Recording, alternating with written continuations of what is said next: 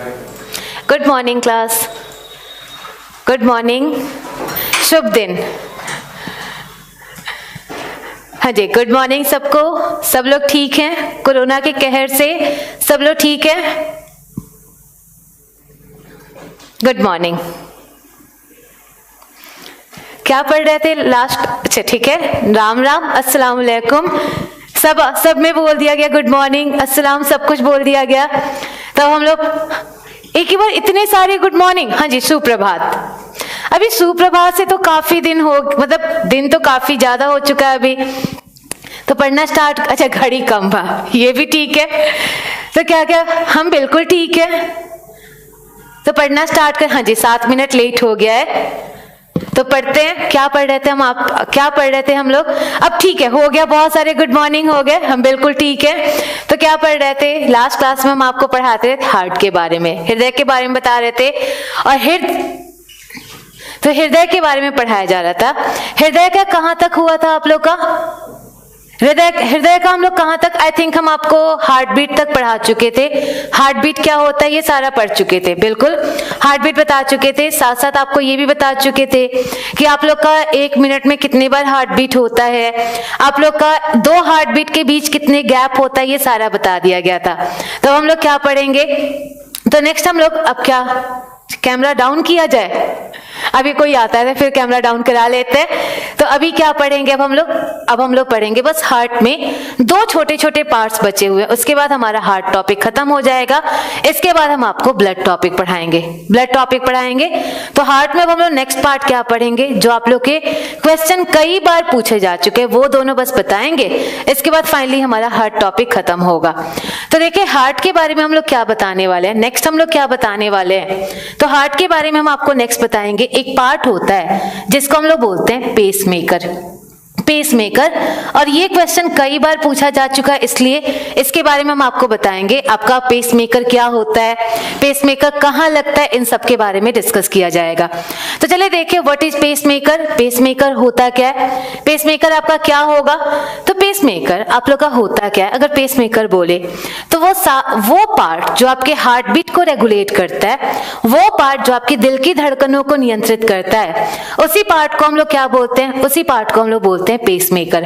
तो जो भी पार्ट हमारे दिल की धड़कनों को नियंत्रित करता है, वही पार्ट हमारा क्या हुआ? वही पार्ट हमारा होगा पेसमेकर। तो जो हमारा पेसमेकर है, पेसमेकर आप लोग खुद देखें, हार्ट भी तो आपके हार्ट बीट को नेचुरली रेगुलेट करता है। तो जब हमारा हार्ट नेचुरली हमारे हार्ट बीट को रेगुलेट करता है, तो हार्ट भी एक तरह का क्या होगा? हार्ट भी एक तरह का होगा हमारा पेसमेकर। हमारा हार्ट भी क्या होता है? एक पेसमेकर होता है। और हार्ट को हम लोग क्या बोलते हैं? तो हार्ट को हम लोग बोलते हैं, heart is our natural pacemaker.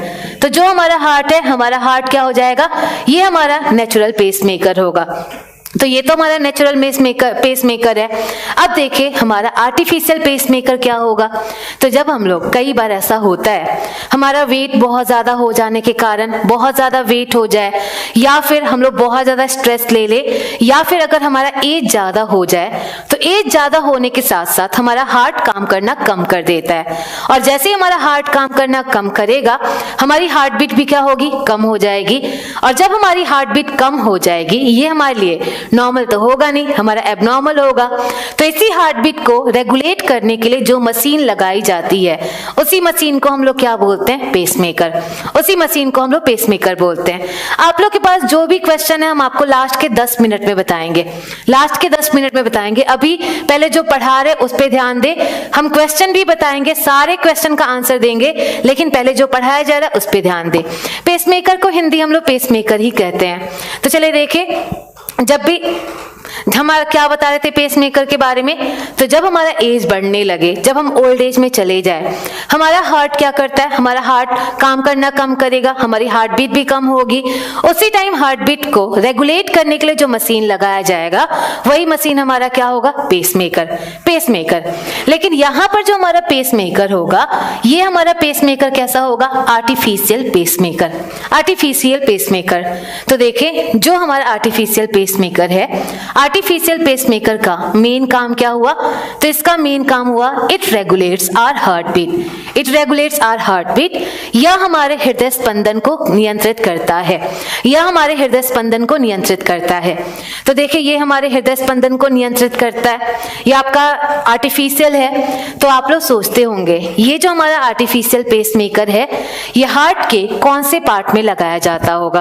कहीं ना कहीं तो ये लगाया जाता होगा। तो चलिए देखें आप लोग के हार्ट के कौन से पार्ट में ये पेसमेकर लगाया जाता होगा। तो यहां से हम आपको बताना चाहेंगे जो हमारा हार्ट था, ऑलरेडी आप लोग को बता चुके हैं हार्ट्स के कितने पार्ट्स थे। हार्ट्स को कितने पार्ट्स में डिवाइड किया गया था? 4 पार्ट में डिवाइड किया गया था। और 4 पार्ट में जो डिवाइड किया गया था उसको हम लोग क्या बोलते हैं? चैम्बर्स बोलते हैं, कोष्ठक बोलते हैं। तो जो भी हम लोग 4 पार्ट में डिवाइड करते हैं यही हमारा क्या होता है? यही हमारा पार्ट होता है। 4 चैम्बर्स थे और चारों चैम्बर्स का हमने नाम बता दिया था। और क्या क्या नाम बताया था? तो वो सारे नाम बता दिया गया था। दायां आलिंद, बायां आलिंद, ये सारा आप लोग को बता दिया गया था। अब देखिए यहाँ पर आप लोग को कपाट वगैरह, वॉल्व वगैरह भी बता दिया गया था। तो अब हम क्या बताना चाह रहे हैं, इस पार्ट में क्या बताना चाह रहे हैं? तो यहाँ पर ध्यान दे, ये जो हमारा पूरा डायग्राम है, ये जो हमारा पूरा हार्ट का डायग्राम है, इसमें एक लाइन है। ये जो हमारी लाइन है, ये पूरी जो लाइन है, इस लाइन को हम लोग डिनोट कर दे रहे हैं ए बी से। इसको ए बी से डिनोट कर दे रहे हैं। और ये जो हमारा ए बी लाइन है, इस ए बी लाइन को हम लोग कहते क्या है? इस ए बी लाइन का आपका नाम क्या होता है? तो इस ए बी लाइन को हम लोग कहते हैं सेप्टम जोड़। तो जो भी हमारा ए बी लाइन है जो हमारे लेफ्ट और राइट दोनों पार्ट को जोड़ रहा है, इसी पार्ट को हम लोग क्या बोल देंगे? इस पार्ट को सेप्टम बोलते हैं, जोड़ बोलते हैं, जोड़ बोलते हैं। तो आप लोग खुद देखिए ये जो हमारा जोड़ है, जोड़ एक तरह का होना चाहिए कि जोड़ 2 तरह का होना चाहिए? जोड़ 2 तरह का होना चाहिए। और जोड़ हमारा 2 तरह का कौन सा होगा? तो यहां पर एक बीच में पॉइंट ले लेते हैं सी, बीच में पॉइंट सी ले लेते हैं। तो एक आपका ए टू सी, ए और सी वाला जो आपका लाइन है ये किसको जोड़ेगा? दोनों आलिंद को जोड़ेगा, दोनों आलिंद को जोड़ेगा। दूसरा हमारा कौन सा लाइन है? सी और बी लाइन है। और ये जो सी और बी लाइन है ये दोनों क्या करेगा? ये दोनों निलय को जोड़ेगा। तो हमारे 2 लाइन है और ये 2 लाइन क्या कर रहे हैं? 2 लाइन दोनों आलिंद और दोनों निलय को जोड़ रहे हैं। तो देखिए ये जो हमारा सेप्टम है, ये जो हमारा सेप्टम जो था, इस सेप्टम को हम लोग 2 पार्ट्स में डिवाइड करते हैं। जो जोड़ है, जोड़ हमारा कितने तरह का होगा? जोड़ हमारा 2 तरह का होगा। और 2 तरह का हमारे कौन कौन से होंगे? तो चलिए देखें, पहला जो हमारा नोड होगा, पहला जो हमारा ये जो पार्ट है, जो हमारा ए टू सी पार्ट है, ए टू सी पार्ट को हम लोग क्या बोलते हैं? इसको हम लोग बोलते हैं एसए नोड, एसए नोड। तो जो भी हमारा ए टू सी पार्ट है इसको हम लोग बोले एसए नोड। जबकि जो हमारा सी टू बी पार्ट है, ये जो हमारा सी टू बी लाइन है, इस सी टू बी लाइन को हम लोग क्या बोलते हैं? AV node, AV node. तो जो भी हमारा ये पार्ट था इसको हमने 2 पार्ट्स में डिवाइड किया और 2 पार्ट हमारा क्या हो गया? एक हो गया एसए नोड और दूसरा हमारा कौन सा हो गया? AV node, SA node, AV node. तो चलिए देखें एसए नोड और एवी नोड, इन दोनों को क्या इसका फुल फॉर्म होता है? तो जो हमारा एसए नोड है, एसए नोड का फुल फॉर्म होता है sino auricle node, sino auricle node. और साइनो ऑरिकल नोड को हम लोग हिंदी में क्या बोलते हैं? दोनों आलिंद का जोड़। तो जो हमारा एसए नोड है ये हो गया हमारा दोनों आलिंद का जोड़, SA node, SA node, sino auricle node. जबकि जो हमारा एवी नोड है, एवी नोड को हम लोग क्या बोल देते हैं? एवी नोड को हम लोग बोल देते हैं एंटीरियो वेंट्रिकल नोड, एंटीरियो वेंट्रिकल नोड। और एंटीरियो वेंट्रिकल नोड इसको हम लोग क्या बोल देंगे? दोनों निलय का जोड़। तो जो हमारा एवी नोड है, एवी नोड को हमने क्या बोल दिया? आपका एंटीरियो वेंट्रिकल नोड, दोनों आपके निलय का जोड़। तो हमने क्या बताया? जो हमारी बीच की लाइन थी, जो हार्ट के बीच की लाइन थी, इसी हार्ट के बीच की लाइन को हमने 2 पार्ट्स में डिवाइड किया। हाँ जी, कोशिश करेंगे अगस्त तक आप लोग का बायो खत्म हो जाए। तो जो भी हमारी बीच की लाइन थी, बीच की लाइन को हमने 2 पार्ट्स में डिवाइड किया और ये 2 पार्ट क्या हुआ? आपका ए टू सी पॉइंट जो हुआ इसको एसए नोड बोला गया, दोनों आलिंद का जोड़ बोला गया। जबकि जो सी टू बी पॉइंट था इसको हमने क्या बोला? एवी नोड, दोनों निलय का जोड़। तब आप लोग बताएंगे जो हमारा पेसमेकर है, पेसमेकर कहां लगाया जाता होगा? जो हमारा पेसमेकर है, पेसमेकर कहां लगाया जाता होगा? आप लोग का ए टू सी वाले पॉइंट पर लगाया जाता होगा कि सी टू बी वाले पर?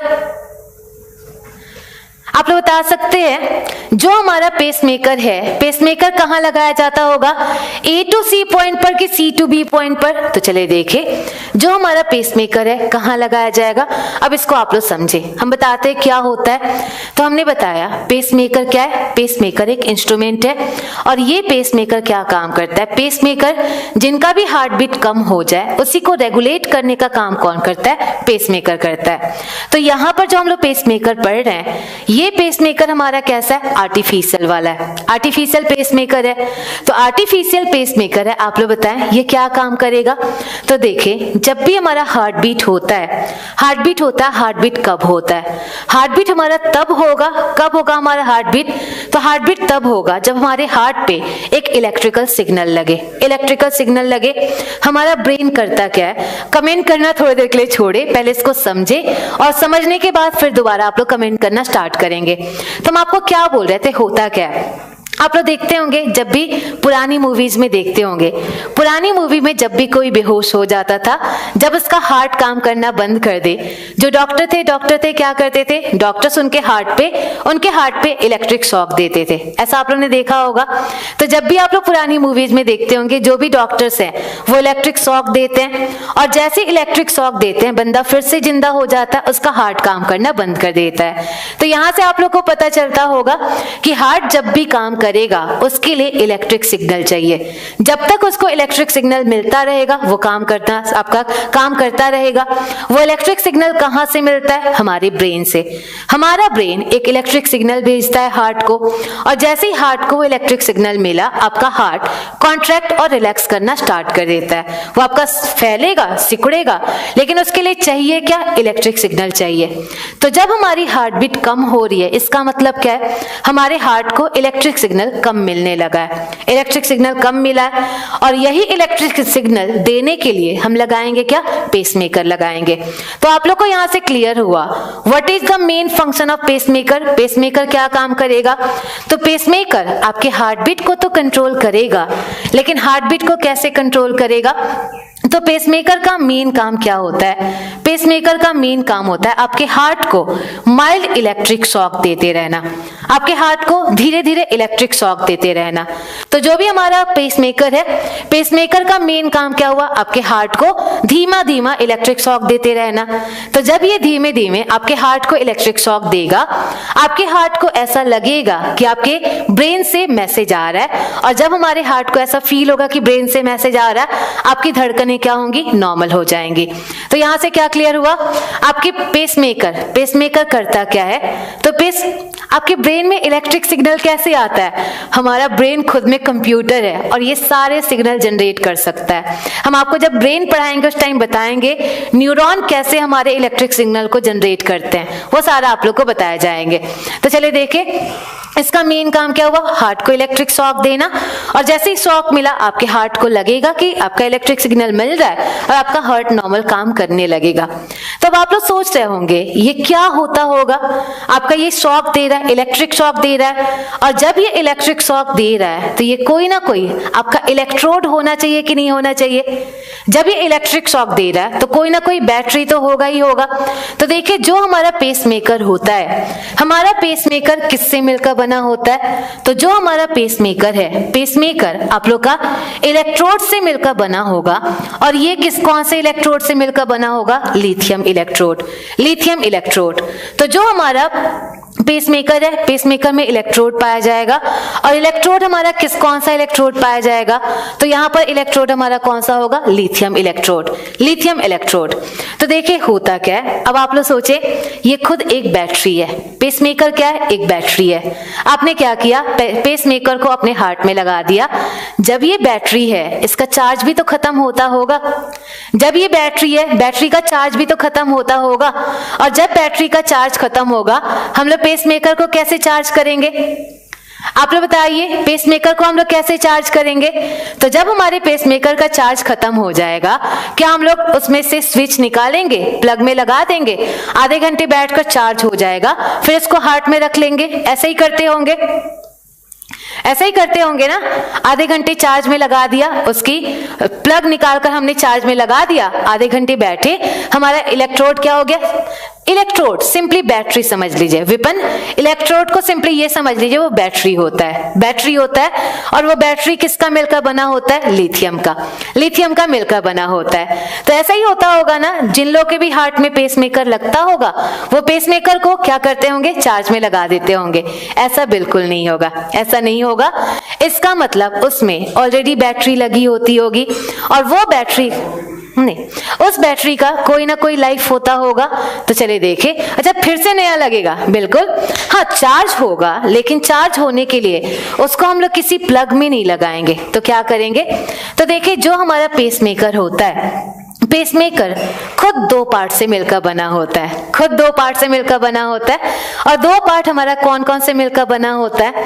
तो यहाँ पर दो पार्ट, हमारा पहला जो पार्ट होगा वो मेन इंस्ट्रूमेंट ही होगा। और वो मेन इंस्ट्रूमेंट हमारा कौन सा होगा? पेसमेकर। पहला इंस्ट्रूमेंट ही होगा, पेसमेकर ही होगा। जबकि दूसरा हमारा जो यहाँ पे पार्ट पाया जाता है वो होता है पेस सेटर, पेस सेटर। और पेस सेटर जो होता है, पेस सेटर हमारा होता क्या है? तो पेस सेटर हमारा बैटरी होता है। तो एक हमारा इंस्ट्रूमेंट होगा, एक इंस्ट्रूमेंट होगा, जबकि दूसरा हमारा क्या होगा? बैटरी होगा, बैटरी होगा।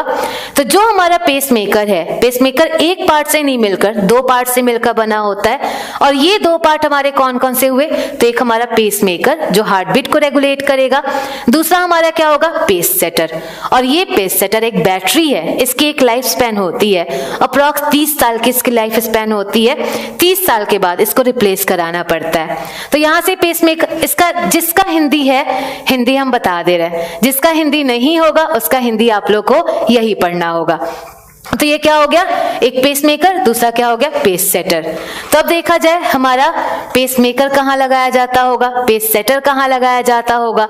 तो जो हमारा पेसमेकर है, पेसमेकर इस पॉइंट पर लगाते हैं, इस पॉइंट पे पेसमेकर लगाते हैं। तो जब यहाँ पे पेसमेकर लगाते हैं मतलब ये कौन सा नोड होगा? ये हमारा कौन सा नोड होगा? हाँ जी, जब हमारा माइंड इलेक्ट्रिक सिग्नल बंद कर दे, देना बंद कर दे या कम कर दे, उस टाइम हम लोग पेसमेकर को लगाते हैं। तो चलिए बताइए, अगर आप लोग से पूछे, अभी हमने बता दिया यहाँ पर पेसमेकर लगता है और पेसमेकर यहाँ पर लगता है, मतलब ये कौन सा पॉइंट होगा? तो ये हमारा पॉइंट कौन सा होगा? S A node, SA node. जबकि जो हमारी बैटरी है, बैटरी कहाँ पर लगती है? इस वाले पॉइंट पर, और इस वाले पॉइंट पर लगती है, मतलब ये हमारा कौन सा हो जाएगा? AV node, AV node. तो जब भी आप लोग से पूछा जाए पेसमेकर कहां पर लगता है, पेसमेकर कहां पर लगता है, तो आप लोग क्या आंसर देंगे? ऐसे एवी नोड, ऐसे एवी नोड। ऐसे पर हमारा क्या लगेगा? मिडवे ऑफ ऐसे, ये खुद ही आपका, हाँ जी बिल्कुल, आपका यहीं पर क्या लगेगा? यहीं पर पेसमेकर लगेगा और यहाँ पर हमारा क्या लगेगा? पेस सेटर लगेगा। तो इसका हिंदी में भी यही नाम होता है, इसको हिंदी में भी पेसमेकर और पेस सेटर ही बोला जाता है। तब आप लोग बता सकते हैं आपका पेसमेकर कहाँ लगेगा? ऐसे एवी नोड। अगर दोनों ऑप्शन हो, दोनों ऑप्शन हो, हम लोग क्या आंसर देंगे? ऐसे एवी नोड। लेकिन मान ले अगर एक ऑप्शन दो और दिया जाए और पूछा जाए पेसमेकर हमारा कहाँ पर लगेगा, ऑप्शन है only SA node, only AV node और कोई ऑप्शन है, तो मान लीजिए आपके पास बोथ का ऑप्शन नहीं है, एक एसए नोड दिया गया है, दूसरा एवी नोड दिया गया है, देन आप लोग आंसर क्या देंगे?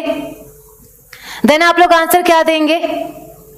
इसका कॉस्ट हमें नहीं पता है कितना होता है, उसमें भी हमारा आर्टिफिशियल, रोबोट में भी आर्टिफिशियल, उसमें हार्ट नहीं होता है, हार्ट की तरह का एक पार्ट लगाया जाता है जो हमारे हार्ट बीट को रेगुलेट करता है, उसे आर्टिफिशियल हार्ट बोला जाता है। तो यहां से आप लोग बताइए, अगर पूछे पेसमेकर कहाँ लगाया जाता है, ऑप्शन ऐसे। अगर दोनों ऑप्शन हो, बोथ का ऑप्शन ना हो, देन यहाँ पर हम लोग आंसर क्या देंगे? ऐसे नोड, ऐसे नोड। तो फाइनली आप लोग को क्लियर हुआ व्हाट इज पेसमेकर। पेसमेकर क्या हुआ? तो पेसमेकर हमारा एक इंस्ट्रूमेंट है जो लिथियम के इलेक्ट्रोड से मिलकर बना होता है, लिथियम के इलेक्ट्रोड से मिलकर बना होता है। इसका मेन काम क्या होता है? आपके हार्ट को धीमे धीमे इलेक्ट्रिक शॉक देकर आपके हार्ट बीट को रेगुलेट करना, ये इसका काम होता है। तो जो हमारा पेसमेकर है, पेसमेकर दो भागों में डिवाइडेड होता है और दो भाग में कौन कौन से डिवाइडेड होता है? पेसमेकर, दूसरा कौन सा होता है? Pace setter, pace setter. Pacemaker का मेन काम क्या है? तो पेसमेकर का काम है आपके सिंपली हार्ट बीट को रेगुलेट करना, जबकि आपके आपके पेस सेटर का काम क्या है? बैटरी आपका रेगुलेट करना। जो पेस मेकर है वो SA नोड पर लगा होता है, जबकि जो हमारा पेस सेटर है वो AV नोड पे लगा होता है। लेकिन अगर एक आंसर देना हो, एक आंसर, तो एक आंसर हम लोग क्या देंगे? SA node. तो आपका पेस मेकर लगा होगा SA नोड पर, जबकि जो हमारा पेस सेटर है, पेस सेटर हमारा कहाँ लगा होगा? तो ये हमारा लगा होता है AV नोड पे। हाँ जी बिल्कुल, एयरपोर्ट पे पेसमेकर की सेपरेट चेकिंग करते हैं, क्योंकि उसमें कुछ मेटल्स होते हैं और वो वेव्स को अट्रैक्ट कर सकते हैं, इसलिए उनका अलग से चेकिंग किया जाता है। लिथियम से ही क्यों बना होता है? क्योंकि लिथियम हमारा लाइटेस्ट मेटल होता है, आपके हार्ट में वो जाकर हैवी सा ना लगे, इसलिए हम लोग क्या करते हैं? उसे लिथियम से बनाते हैं। पेस सेटर का एग्जैक्ट लोकेशन कहाँ होगा? हमारे SA नोड में, SA नोड में। और हमारे पेस सेटर AV नोड में होगा, जबकि पेस मेकर कहाँ होगा? पेस मेकर हमारे SA नोड में। जब पेस मेकर लगाया जाता है, बिल्कुल अगर देखें हमारा पेस मेकर, हार्ट को ही हम लोग नेचुरल पेस मेकर बोलते हैं। ऐसा क्यों बोलते हैं? क्योंकि हार्ट हमारा नॉर्मली हमारे हार्ट बीट को रेगुलेट करता है, इसीलिए हम लोग क्या बोलते हैं? Natural pace maker. लेकिन जब हमारी हार्ट बीट कम हो जाए या ज्यादा हो जाए, मनीष आपका भी आंसर मिल गया, अगर कम हो जाए या ज्यादा हो जाए, दोनों कंडीशन में क्या करेंगे? हम पेस मेकर लगाएंगे। तो या ज्यादा हो जाए या कम हो जाए, दोनों को आपका रेगुलेट करने का काम कौन करता है? Pace maker. तो यहां से क्या क्या आप लोग का क्वेश्चन पूछा जाता है? सबसे पहला, पेस मेकर में कौन सी बैटरी यूज की जाती है? तो चलिए बताइए, पेस मेकर में कौन सी बैटरी यूज की जाती है? तो पेस मेकर में कौन सी बैटरी यूज करेंगे? आपका लिथियम की बैटरी यूज करेंगे। सेकंड क्वेश्चन आप लोग से पूछा जाए, पेस मेकर का मेन काम क्या है? तो पेस मेकर का मेन काम क्या हुआ? आपके हार्ट बीट को रेगुलेट करना। हाँ, सिर्फ पेस सेटर पूछे तो AV नोड आंसर देंगे। जब भी सिर्फ आपका पेस सेटर पूछे, देन हमारा क्या हो जाएगा? AV node. रिप्लेस करेंगे हम, जब भी हमारा पेस मेकर की लाइफ खत्म हो जाए, देन हम उससे चार्ज नहीं करते, उसे हम लोग रिप्लेस करते हैं। थर्ड, अगर पूछे पेस मेकर का लोकेशन कहाँ होगा? तो पेस मेकर हमारे हार्ट के कौन से पार्ट में होगा? तो पेस मेकर हमारे हार्ट के कौन से पार्ट में होगा? SA नोड में, SA नोड में। जबकि लास्टली पूछे हमारा पेस सेटर कहाँ पर होगा? तो पेस सेटर कहाँ पर होगा? पेस सेटर हमारा होगा कौन से पार्ट में? आप लोग का AV नोड में। तो इतना आप लोग को याद करना काफी है, और यही हमारा हो गया पेस मेकर के बारे में। तो यहां से एक क्वेश्चन पूछा जाता है, पेस मेकर हमारे बॉडी के कौन से पार्ट से रिलेटेड होता है? आप लोग बताइए, पेस मेकर हमारे बॉडी के कौन से पार्ट से रिलेटेड होता है? तो पेस मेकर हमारे बॉडी के कौन से पार्ट से रिलेटेड होता है? हमारे हार्ट से रिलेटेड होता है। तो ये हो गया पेस मेकर। अचानक काम करना बंद कर दे तो फिर उस टाइम सर्जरी करवाया जाता है। पेस मेकर का हार्मफुल इफेक्ट ये होता है, सबसे पहले हार्ट जो है वो हैवी सा फील होता है, साथ में मेटल है, तो मेटल कई बार कुछ रेज से, कुछ आपके किरणों से रिएक्ट करके वो आपका हार्मफुल इफेक्ट आपके बॉडी पे डाल सकता है। तो ये था हमारा पेस मेकर के बारे में। क्लियर हुआ? पेस मेकर क्लियर हुआ? तो ये था हमारा पेसमेकर। बस इतना पार्ट आप लोग के पेसमेकर के बारे में याद रखना है, और ये आप लोग का काफी रहेगा। यहाँ लिखा था आप लोग का SA और AV का फुल फॉर्म। SA का full form sino auricle node, इसका फुल फॉर्म क्या होता है? Anterior ventricle node. चलिए अब नेक्स्ट देखें, और नेक्स्ट हम आपको क्या बताएंगे? तो नेक्स्ट जो पार्ट बताएंगे आपका सेकेंड लास्ट पार्ट बताएंगे, और नेक्स्ट पार्ट बताएंगे hole in the heart. Hole in the heart, दिल में छेद बीमारी। दिल में छेद बीमारी, आप लोग इस बीमारी के बारे में बहुत सारे सुने होंगे, दिल में छेद बीमारी। तो ये आप लोगों ने वर्ड हमेशा सुना होगा, एक बीमारी होती है जिसका नाम होता है दिल में छेद। दिल में छेद, तो चलिए बताइए, दिल में छेद बीमारी क्या ये साइंटिफिक नेम होता है? क्या हमारा दिल में छेद बीमारी आप लोग का साइंटिफिक नेम होगा? बिल्कुल नहीं, ये तो नाम से लग रहा है कॉमन नेम होगा। तो देखिए आप लोग का इसका दिल में छेद बीमारी का साइंटिफिक नेम क्या होता है? तो जो हमारा दिल में छेद बीमारी है इसका साइंटिफिक नेम होता है फॉसा ओवलिस। फॉसा ओवलिस। तो जो भी हमारा दिल में छेद बीमारी है, दिल में छेद बीमारी एक साइंटिफिक वर्ड नहीं है, इसका साइंटिफिक नेम क्या होता है आप लोग का? फॉसा ओवलिस। फॉसा ओवलिस। तो यहां से एक क्वेश्चन अब आप लोग का सबसे पहले पूछा जाए, अगर हम आपसे ये क्वेश्चन पूछे, फॉसा ओवलिस बीमारी आपकी बॉडी के किस पार्ट से रिलेटेड होती है? फॉसा ओब्लिस बीमारी हमारे बॉडी के कौन से पार्ट से रिलेटेड होगी? तो फॉसा ओब्लिस कौन से पार्ट से रिलेटेड होगी? आप लोग के हार्ट से, और इसी हार्ट, आपका हार्ट से रिलेटेड है। आपका हार्ट में कौन सी बीमारी है? आपकी दिल में छेद बीमारी। तो चलिए देखें, अगर आप लोग से अब पूछे क्या दिल में छेद बीमारी आप लोग का बर्थ से होता है कि ये बाद में होता है? तो जो हमारी दिल में छेद बीमारी है, दिल में छेद बीमारी हमारी बर्थ से होती है, और इसका वजह अभी तक कुछ नहीं पता है कि ये क्यों होता है, इसका कोई वजह नहीं पता है, लेकिन इतना पता है कि हमेशा बर्थ से होता है, जन्म से होता है।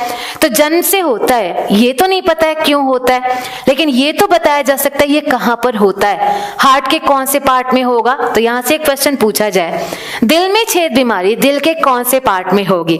तो आप लोग बोलेंगे दिल में छेद है, कहीं पर भी हो जाए आप लोग क्या बोलेंगे? दिल में छेद ही बोलेंगे।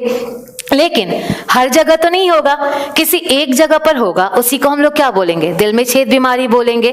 और देखिए कौन से जगह पे आप लोग का हो जाए जिसको हम लोग बोलेंगे दिल में छेद बीमारी? आई चैप्टर ब्रेन के बाद हम आपको पढ़ाएंगे। 3rd या 4th चैप्टर जो होगा उसमें हम आपको आई चैप्टर पढ़ाएंगे।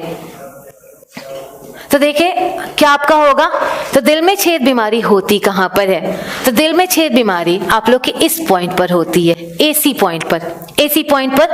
और आप लोग को बताया जा चुका है ये जो हमारा एसी पॉइंट है, इस एसी पॉइंट को हम लोग क्या बोलते हैं? एसए नोड बोलते हैं कि एवी नोड बोलते हैं?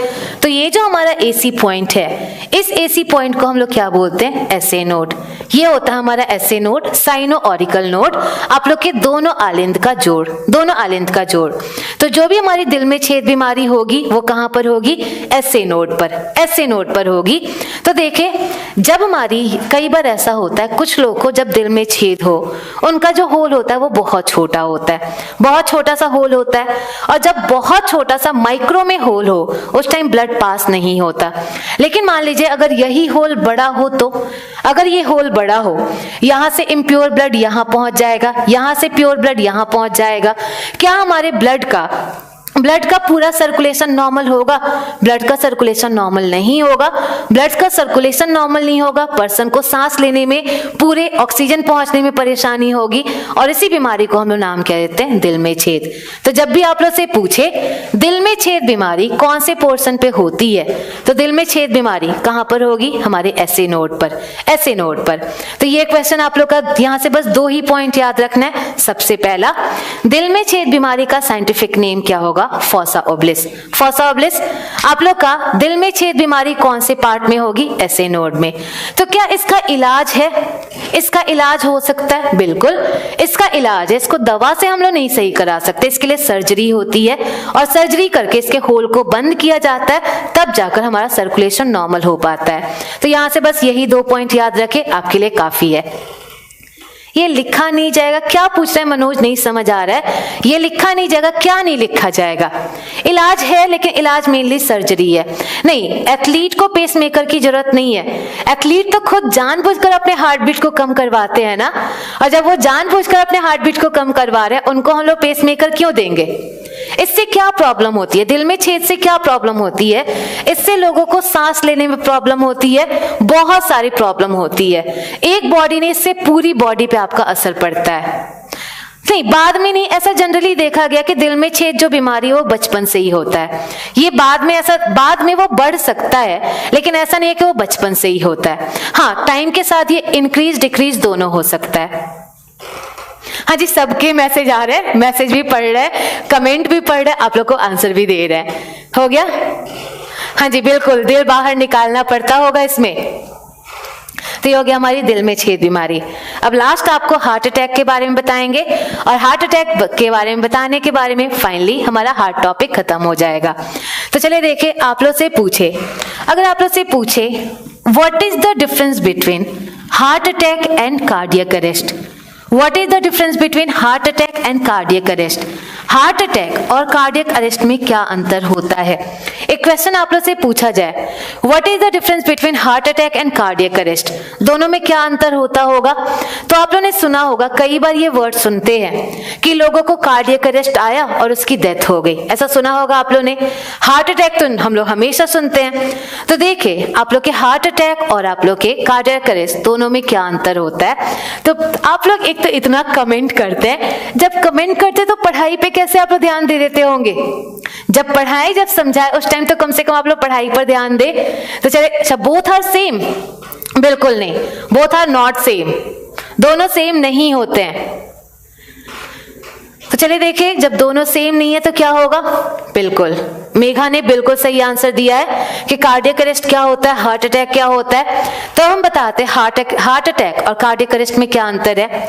तो चाहे हमारा हार्ट अटैक हो चाहे हमारा कार्डियक अरेस्ट हो, दोनों हमारा क्या है, दोनों हमारा कंडीशन है हार्ट फेल का। तो जब हमारा हार्ट काम करना बंद कर दे, जब हमारा हृदय काम करना बंद कर दे, हार्ट फेल हो जाए, इसी कंडीशन को हम लोग क्या बोलते हैं, इसी कंडीशन को हम लोग बोल सकते हैं हार्ट अटैक या कार्डियक अरेस्ट। तो दोनों देखें तो दोनों हमारा क्या हुआ, दोनों हमारा एक कंडीशन हुआ सिंपली हार्ट फेल का। तो दोनों में क्या अंतर होगा, हार्ट अटैक क्या होगा, आपका कार्डियक अरेस्ट क्या होगा। तो देखिए हमारा होता क्या, हार्ट अटैक होता क्या है। तो आप लोग को पता है हमारी जो ब्लड है हमारी नसों में फ्लो करते हैं, ये हमारा ब्लड है और ये ब्लड जो है, ये ब्लड क्या होगा, हमारे नसों में फ्लो करता है। तो जब हमारे ब्लड नसों में फ्लो हो रहा है, मान लीजिए क्या हो जाए, कई बार ऐसा होता है जब हमारी ब्लड नसों में फ्लो हो रहा है, हमारा बहुत ज्यादा स्ट्रेस के कारण या फैट बढ़ने के कारण, मान लीजिए हम लोग लगातार फैट खाते जा रहे हैं, तो जो भी हम लोग फैट खा रहे हैं, एक्स्ट्रा जो फैट होगा वो हमारे ब्लड में मिलेगा, ब्लड से वो कहाँ जाएगा, नसों में जाएगा। तो जैसे हमारा एक्स्ट्रा फैट नसों में जाता है, नसों में फैट इकट्ठा होने लगता है। तो जो भी हम लोग बहुत ज्यादा फैट खाते हैं वो सारा फैट हमारे नसों में जाकर इकट्ठा होने लगता है। तो मान ले जब हमारे नसों में फैट इकट्ठा हो जाए, क्या हमारा ये आपका मान लीजिए ये पूरा फैट इकट्ठा हो गया नसों में, और जैसे ही नसों में आपका फैट इकट्ठा हुआ, क्या आपका ब्लड यहाँ नॉर्मल फ्लो कर पाएगा। आपका मैक्सिमम जो हार्ट का मैक्सिमम जो आप लोग का वेन्स और आर्टरीज है उसमें आपका फैट जम गया, क्या आपका ब्लड नॉर्मल फ्लो कर पाएगा। आपका यहीं पर आप लोग देख रहे हैं पूरे नसों में फैट इकट्ठा हो गया है, क्या हमारा जो ये ब्लड है वो नॉर्मल फ्लो करेगा, नहीं करेगा। आपके ब्लड के फ्लो में क्या होगा, परेशानी आएगा, और जैसे ही आपके ब्लड के फ्लो में परेशानी आए, ये ब्लड वापस आपके हार्ट में जाने लगता है। मतलब यहाँ पे क्या हुआ, ब्लड का सर्कुलेशन नॉर्मल नहीं हुआ, ब्लड का परिसंचरण नॉर्मल नहीं हुआ, और ब्लड के परिसंचरण नॉर्मल ना होने के कारण जो आपका हार्ट एबनॉर्मल फंक्शन करता है, उसी को हम लोग क्या बोलते हैं, हार्ट अटैक। और कई बार इस एबनॉर्मल फंक्शन के कारण हार्ट का काम भी बंद हो जाता है, हार्ट की डेथ भी हो जाती है, हमारी भी डेथ हो जाती है। इसी कंडीशन को हम लोग क्या बोलते हैं, हार्ट फेल। तो सिंपली पूछे व्हाट इज हार्ट अटैक क्या हुआ, हार्ट अटैक हमारा क्या हुआ। तो हार्ट अटैक जब भी हमारे नसों में फैट वगैरह इकट्ठा होने के कारण हमारे सर्कुलेशन प्रॉब्लम होने लगे, हमारी परिसंचरण में समस्या आने लगे, इसके कारण जब हमारा हार्ट काम करना बंद कर दे, इसी कंडीशन को क्या बोलते हैं, हार्ट अटैक। तो क्लियर हुआ हार्ट अटैक क्या हुआ। तो हार्ट अटैक हमेशा किसके कारण होगा, सर्कुलेशन प्रॉब्लम के कारण, परिसंचरण में समस्या के कारण। तब आप लोग सोचते होंगे हार्ट अटैक तो ये हो गया, देन हमारा कार्डियक अरेस्ट क्या होगा, कार्डियक अरेस्ट क्या होता होगा। तो देखिए कार्डियक अरेस्ट क्या होगा, तो जब हमारी हार्ट बीट बहुत ज्यादा हो जाए या हार्ट बीट बहुत कम हो जाए। जैसे मान ले हम लोग जिम कर रहे हैं तो क्या हुआ, आप लोग का 120 नॉर्मल हार्ट बीट होना चाहिए, लेकिन 120 के बजाय आपकी हार्ट बीट 200 हो जाए, 200 पर मिनट हो जाए, वो नॉर्मल कंडीशन होगा कि एबनॉर्मल कंडीशन होगा। तो जब भी हमारी हार्ट बीट बहुत ज्यादा हो जाए या बहुत कम हो जाए, इस कंडीशन में अगर हमारा हार्ट काम करना बंद कर दे, इस कंडीशन को हम लोग क्या बोलते हैं, कार्डियक अरेस्ट। तो कार्डियक अरेस्ट और आप लोग के हार्ट अटैक में क्या अंतर हुआ। तो जब हमारे सर्कुलेशन प्रॉब्लम आए, परिसंचरण में समस्या आए, उस कंडीशन को बोलते हैं हार्ट अटैक। आप लोग का दिल का दौरा पड़ गया। जबकि जब हमारे हार्ट बीट में प्रॉब्लम आए, आपके दिल की धड़कन में प्रॉब्लम आए, तो दिल की धड़कन में जो प्रॉब्लम आने से आप लोग का जो भी हार्ट काम करना बंद करता है उसको हम लोग क्या बोलते हैं? कार्डियक अरेस्ट बोलते हैं। तो आप लोग यहां से बता सकते कौन ज्यादा खतरनाक होगा, कौन ज्यादा आपका खतरनाक होना चाहिए? आप लोग का हार्ट अटैक ज्यादा हार्मफुल होना चाहिए कि आपका कार्डियक अरेस्ट? ज्यादा असर हमारा किससे पड़ेगा? तो यहां से देखिए ज्यादा असर किससे पड़ेगा, तो जो हमारा हार्ट अटैक है, हार्ट अटैक में पर्सन बच भी जाता है, इसमें पर्सन बच भी जाता है क्योंकि ये हमारा सर्कुलेशन प्रॉब्लम है। अगर हमारा सर्कुलेशन सही से नहीं हो रहा है, हम लोग हार्ट को पंप करें, हार्ट को थोड़ा सा दबाएं, तो आपका क्या हो सकता है? हार्ट अटैक को थोड़ी देर के लिए कंट्रोल किया जा सकता है।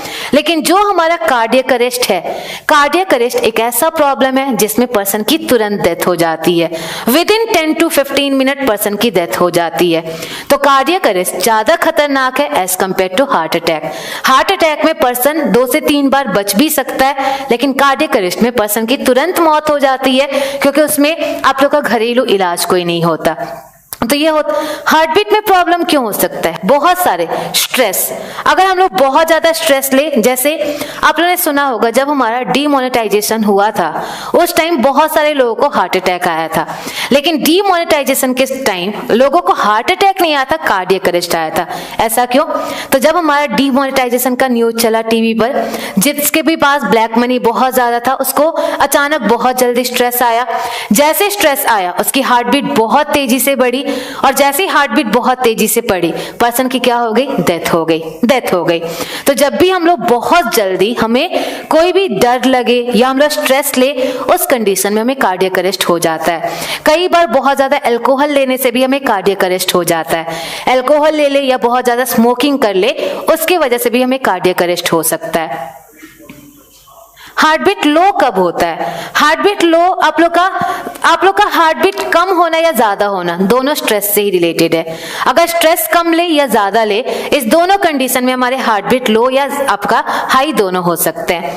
आपके अटैक को हार्ट स्ट्रोक भी कहते हैं, जो अटैक होता है इसी को हार्ट स्ट्रोक, आपको स्ट्रोक भी कहते हैं। ईसीजी क्या होता है? तो हमारी दिल की धड़कनों को मापने वाला जो इंस्ट्रूमेंट होता है उसी को ईसीजी कहते हैं। जो भी हमारी दिल की धड़कनों को मापता है उसके ग्राफ जो आता है उसी को हम लोग ईसीजी कहते हैं। तो कार्डियक अरेस्ट क्या हुआ? तो जब भी हम लोग बहुत तेजी से रनिंग कर रहे हैं, जिम कर रहे हैं, या फिर हम लोग को बहुत ज्यादा स्ट्रेस है, हमारी हार्ट बीट बहुत बढ़ गई या बहुत कम हो गई, वही कंडीशन हमारा क्या होता है? Cardiac arrest. तो थोड़ा बहुत समझ आ गया होगा, डरा नहीं रहे आप लोग को, बिल्कुल डरा नहीं रहे, बस आप लोग को बता रहे हैं कि दोनों में अंतर क्या होता है, हार्ट अटैक क्या होता है, आप लोग का कार्डियक अरेस्ट क्या होता है।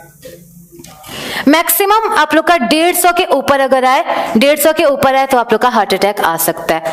बीपी का इंपैक्ट, बिल्कुल अगर हमारा बीपी ज्यादा हुआ, बीपी ज्यादा होने का मतलब क्या है? आपका हार्ट तेजी से कॉन्ट्रैक्ट कर रहा है, तेजी से रिलैक्स कर रहा है, उस टाइम भी हमें हार्ट अटैक आ सकता है।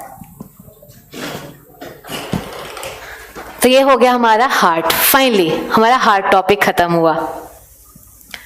क्लियर? तो ये था हमारा हार्ट टॉपिक। तो अब हम लोग क्या पढ़ेंगे? अब हम लोग पढ़ेंगे ब्लड टॉपिक। ब्लड टॉपिक पढ़ेंगे। ब्लड के बाद अब ये हमारा एक छोटा सा पार्ट था, ब्लड का एक छोटा सा पार्ट था जिसको हमने पढ़ लिया। तो हम लोग क्या पढ़ेंगे? तो नेक्स्ट लिखिए।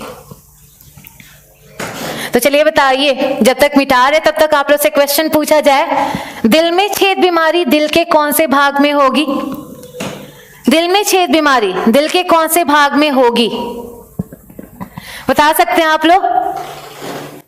सॉल्ट कैसे अफेक्टेड होता है सोनी, हम बताएंगे जब आपको पढ़ाएंगे, न्यूट्रिएंट पढ़ाएंगे उस टाइम बताएंगे सॉल्ट, या फिर आप लोग का जो भी हमारा शुगर है कैसे हमारे हार्ट बीट को रेगुलेट करता है, ये सारा बताएंगे।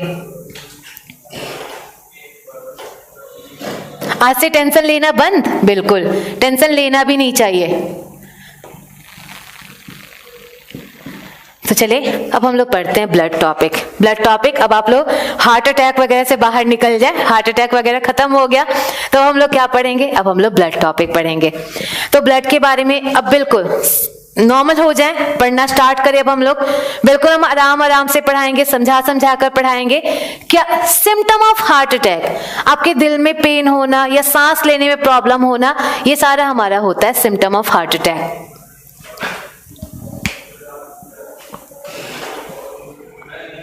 चले तो हम लोग पढ़ते हैं ब्लड टॉपिक। तो ब्लड, सबसे पहले क्वेश्चन पूछा जाए, what is blood? What is blood? Blood होता क्या है? तो देखिए हमारा ब्लड, खून आपका होता क्या है? तो आप लोग देखते होंगे अगर आपके सिर पे चोट लग जाए या आपके पैर पे चोट लग जाए, हर जगह से ब्लड निकलता है। आपके सिर पे चोट लगे, आपके पैर पे चोट लगे, हर जगह से ब्लड निकलता है।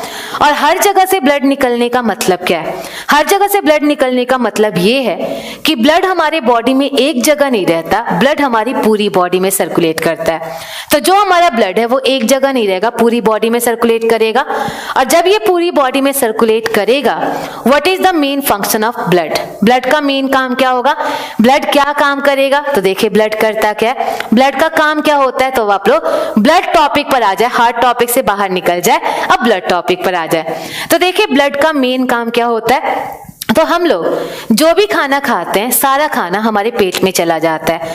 जो भी हम लोग खाना खाएं, रोटी खाएं, चावल खाएं, जो भी खाना खाते हैं सारा कहाँ चला जाएगा? हमारे पेट में चला जाएगा।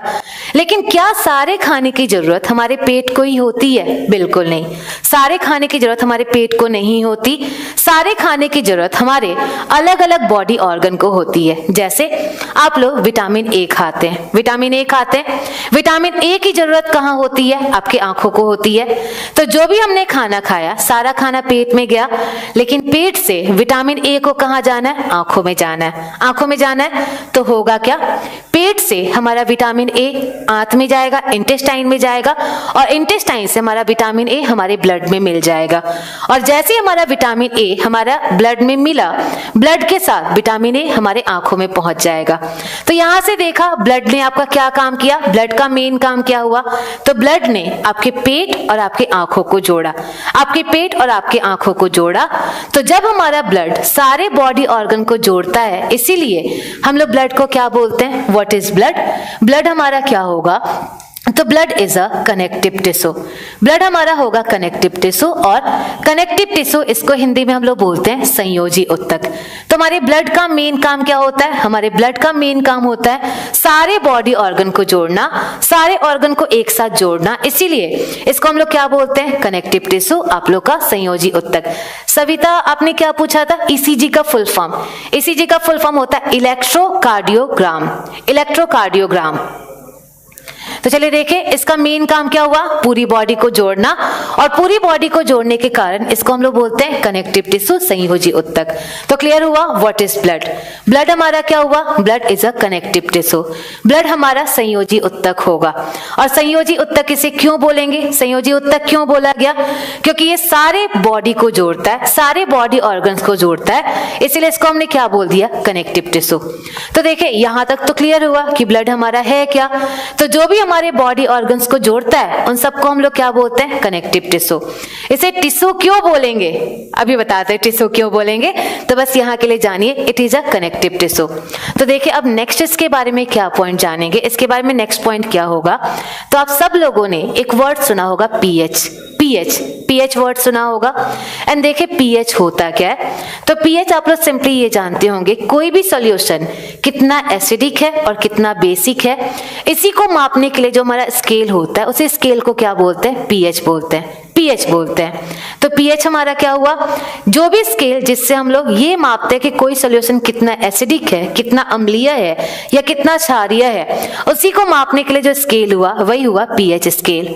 पीएच स्केल हमारा कहां से कहां तक होता है? तो जो हमारा पीएच स्केल है उसका रेंज होता है 0 to 14। 0 से लेकर 14 तक रेंज होता है हमारे पीएच का। तो आप लोग थोड़ा बहुत अगर जानते हो, अगर किसी सॉल्यूशन का पीएच 7 हो, किसी सॉल्यूशन का पीएच 7 हो, 7 का मतलब क्या होगा? वो एसिड होगा, बेस होगा कि आपका न्यूट्रल होगा।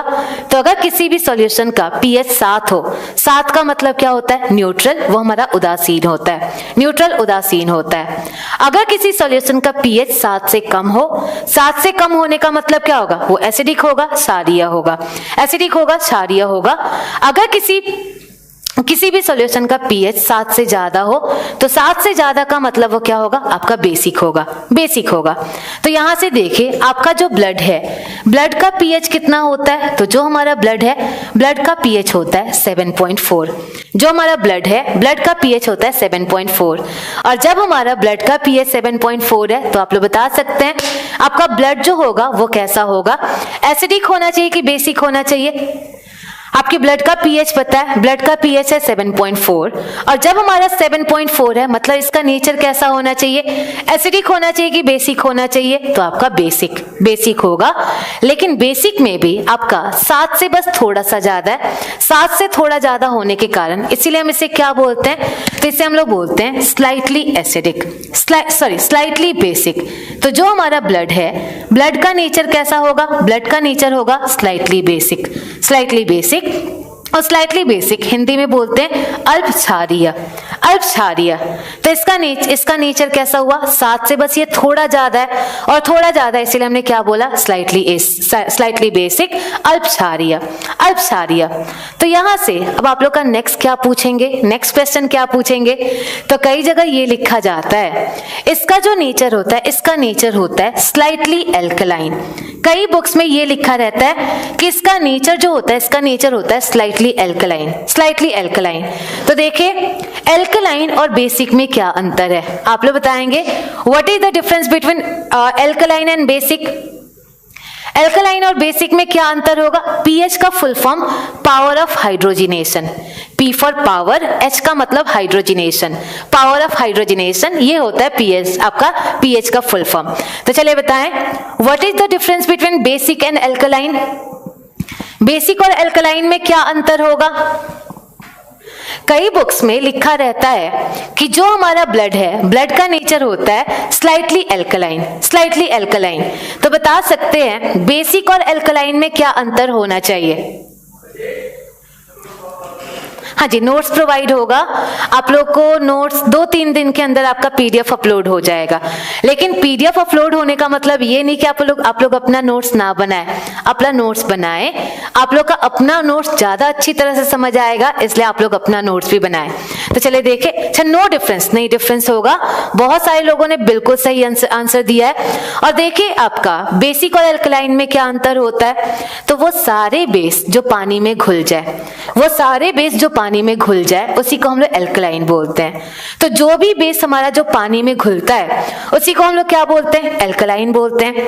तो आप लोग बताइए जो हमारा ब्लड है, ब्लड पानी में घुलता है कि नहीं घुलता है? ब्लड पानी में घुल जाता है और ब्लड पानी में घुल जाता है, इसीलिए ब्लड हमारा क्या होगा? एल्कलाइन होगा। और एल्कलाइन को ही हम लोग हिंदी में क्या बोलते हैं? क्षारीय बोलते हैं। इसी को हम लोग क्षारीय बोलते हैं। तो यहां से हमारा क्या हुआ? ब्लड हमारा पानी में मिल जाता है और ब्लड का पानी में मिल जाने के कारण इसको हम लोग क्या बोलते हैं? क्षारीय, एल्कलाइन बोलते हैं। तो अब यहां से आंसर बता सकते हैं। फाइनली अब आप लोग आंसर बता सकते हैं ब्लड का नेचर कैसा होगा? ब्लड का नेचर कैसा होगा? ये एसिडिक होगा, बेसिक होगा कि एल्कलाइन होगा? तो अब आप लोग बता सकते हैं ब्लड का नेचर कैसा होगा? तो ब्लड का नेचर आपका क्या होना चाहिए? कैसा होगा? तो ब्लड का नेचर हमारा एल्कलाइन होगा, एल्कलाइन। बिल्कुल, पीएच 7 से ज्यादा हो उसे हम लोग बेसिक बोलते हैं। बिल्कुल सही आंसर है। तो ये क्या हो गया हमारा? जो भी हमारा ब्लड होगा उसका नेचर क्या हुआ? एल्कलाइन। तो ये था हमारा पहला पॉइंट। ब्लड क्या होगा? It is a connective tissue, ये संयोजी उत्तक है। ब्लड का पीएच क्या होगा? तो ये 7.4 होगा और 7.4 होने के कारण इसके नेचर को हम लोग क्या बोलते हैं? इट इज स्लाइटली एल्कलाइन होगा, अल्प क्षारीय होगा। तो नेक्स्ट हम अब आपके इसके बारे में क्या बताएंगे? नेक्स्ट ब्लड डोनेशन पढ़ाएंगे राकेश। ब्लड डोनेशन के लिए वेट कीजिए, वो भी पढ़ाया जाएगा। पहले ही दूसरे क्लास में आप लोग क्यों चाहते हैं कि सारा ब्लड टॉपिक पता चल जाए? वेट कीजिए, सब कुछ बताएंगे। ब्लड से रिलेटेड कोई भी पार्ट आप लोग का छूटेगा नहीं, तो उसके लिए वेट करना होगा। अभी 5 मिनट के क्लास में सारा ब्लड थोड़ी पता चल जाएगा, तो वेट करें। तो देखिए यहां से अब आप लोग का एक क्वेश्चन पूछा जाता है और क्वेश्चन क्या पूछा जाता है? आपके ब्लड का वजन कितना होता है? आपके ब्लड का वजन कितना होगा। तो क्या ब्लड का कोई वजन होता होगा? ब्लड एक लिक्विड है और ब्लड जब लिक्विड है, क्या ब्लड का कोई वजन होता होगा? तो जब भी हम लोग बॉटल में पानी रखते हैं, बॉटल में पानी का भी तो वेट होता है। ऐसा थोड़ी है कि बॉटल में पानी रखे तो पानी का कोई वेट नहीं होगा। पानी भले लिक्विड है, उसका भी वेट होता है। तो जो हमारा ब्लड है, ब्लड का भी तो लिक्विड होना चाहिए। तो चले देखें आपके ब्लड का वेट कितना होता है, ब्लड का वजन कितना होता है। और ये क्वेश्चन कई बार पूछा जा चुका है, आपके शरीर में ब्लड का वजन कितना होगा, ब्लड का वजन कितना होगा। तो देखिए ब्लड का वजन होता है 7% of body weight. 7% of body weight शरीर के वजन का 7%, शरीर के वजन का 7%। ये क्वेश्चन कई बार पूछा जा चुका है, ये कई बार क्वेश्चन पूछा जा चुका है। रक्त का वजन कितना होता है, रक्त का वजन कितना होता है। तो रक्त का वजन कितना हुआ, 7% of body weight. 7% of body weight, इसका मतलब हमारा बॉडी वेट जितना भी है, हमारे बॉडी वेट का 7% जो पार्ट होगा वो किसका वजन होगा, ब्लड का। जैसे मान ले, हाँ जी, ये जो भी हम पढ़ा रहे हैं आपका DSSB हो गया, NTPC हो गया, सबके लिए सफिशिएंट होगा। तो चलिए देखिए यहां से, मान ले अगर कोई 50 किलो का है तो 50 किलो में उसके ब्लड का वजन कितना होगा, 3.5 किलो। 50 किलो का उसका ब्लड का वेट 3.5 किलो। ऐसे ही देखे अगर कोई मान ले 60 किलो का है तो 60 किलो का है, उसके ब्लड का वेट कितना हो गया, 4.2 kg हो गया। तो जैसे जैसे हमारा वेट बढ़ता जाएगा, हमारा ब्लड का वेट भी क्या होगा, बढ़ता जाएगा। और हमारे ब्लड का वेट कितना होता है, ब्लड का वजन कितना हुआ, 7% ऑफ बॉडी वेट। तो ये याद रखिएगा, ये क्वेश्चन कई बार पूछा जा चुका है, ब्लड का वजन कितना हुआ, 7% ऑफ बॉडी वेट। अब नेक्स्ट पूछा जाए तो चलिए बताइए आपके शरीर में कितना ब्लड पाया जाता है, ब्लड का आयतन कितना होता है। अगर पूछा जाए आपके बॉडी में कितना ब्लड पाया जाता है, तो हमारा जो बॉडी है, बॉडी में कितना लीटर ब्लड होता है, तो बॉडी में हमारा ब्लड होगा 5 से 6 लीटर, 5 से 6 लीटर। हाँ जी, ये वेट जो होगा वो केजी में होगा और जो इसका आयतन होगा, आयतन किस में होगा, लीटर में होगा। तो हमारा फाइनली वेट कितना हुआ, 7% ऑफ बॉडी वेट, जबकि इसका आयतन कितना हुआ, 5 से 6 लीटर, 5 से 6 लीटर। रूबी हमने पढ़ाया था हार्ट एक बार में कितने ब्लड को पंप करता है, लास्ट क्लास देखिएगा, उसमें बताया थे हार्ट एक बार में 70 ml ब्लड को पंप करता है। देखिएगा लास्ट क्लास में ये पूरा पढ़ाया गया था।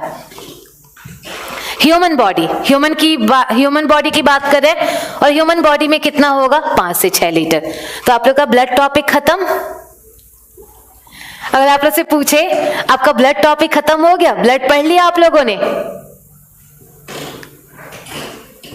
हाँ जी बिल्कुल शिखर, आपने बिल्कुल सही आंसर दिया। तो जल्दी से बताएं आप लोग, ब्लड टॉपिक खत्म हो गया।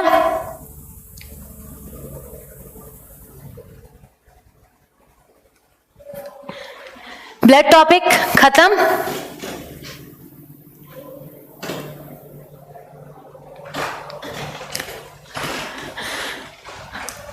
खत्म तो हो जाना चाहिए, पढ़ तो लिया आप लोगों ने सब कुछ ब्लड के बारे में, सब कुछ पढ़ लिया होगा ब्लड के बारे में।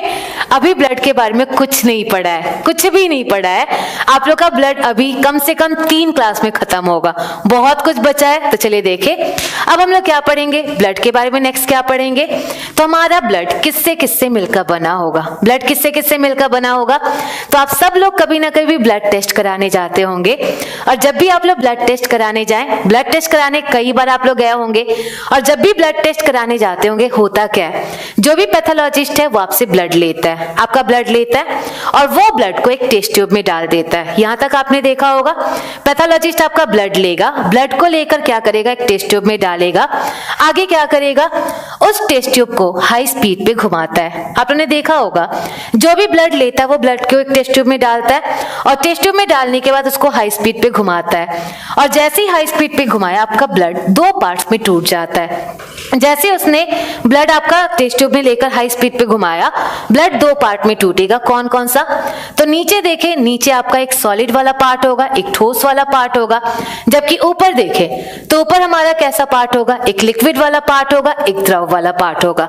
तो आप लोग देखें, जब भी हमारे ब्लड को हाई स्पीड पे घुमाया जाए क्या होगा, हमारा ब्लड दो पार्ट्स में टूट जाएगा, और दो पार्ट्स, एक सॉलिड वाला पार्ट हुआ, एक लिक्विड वाला पार्ट हुआ। तो यहां से अब आप लोग बता सकते हैं जो हमारा ब्लड है, ब्लड एक पार्ट से मिलकर बना होगा कि दो पार्ट से?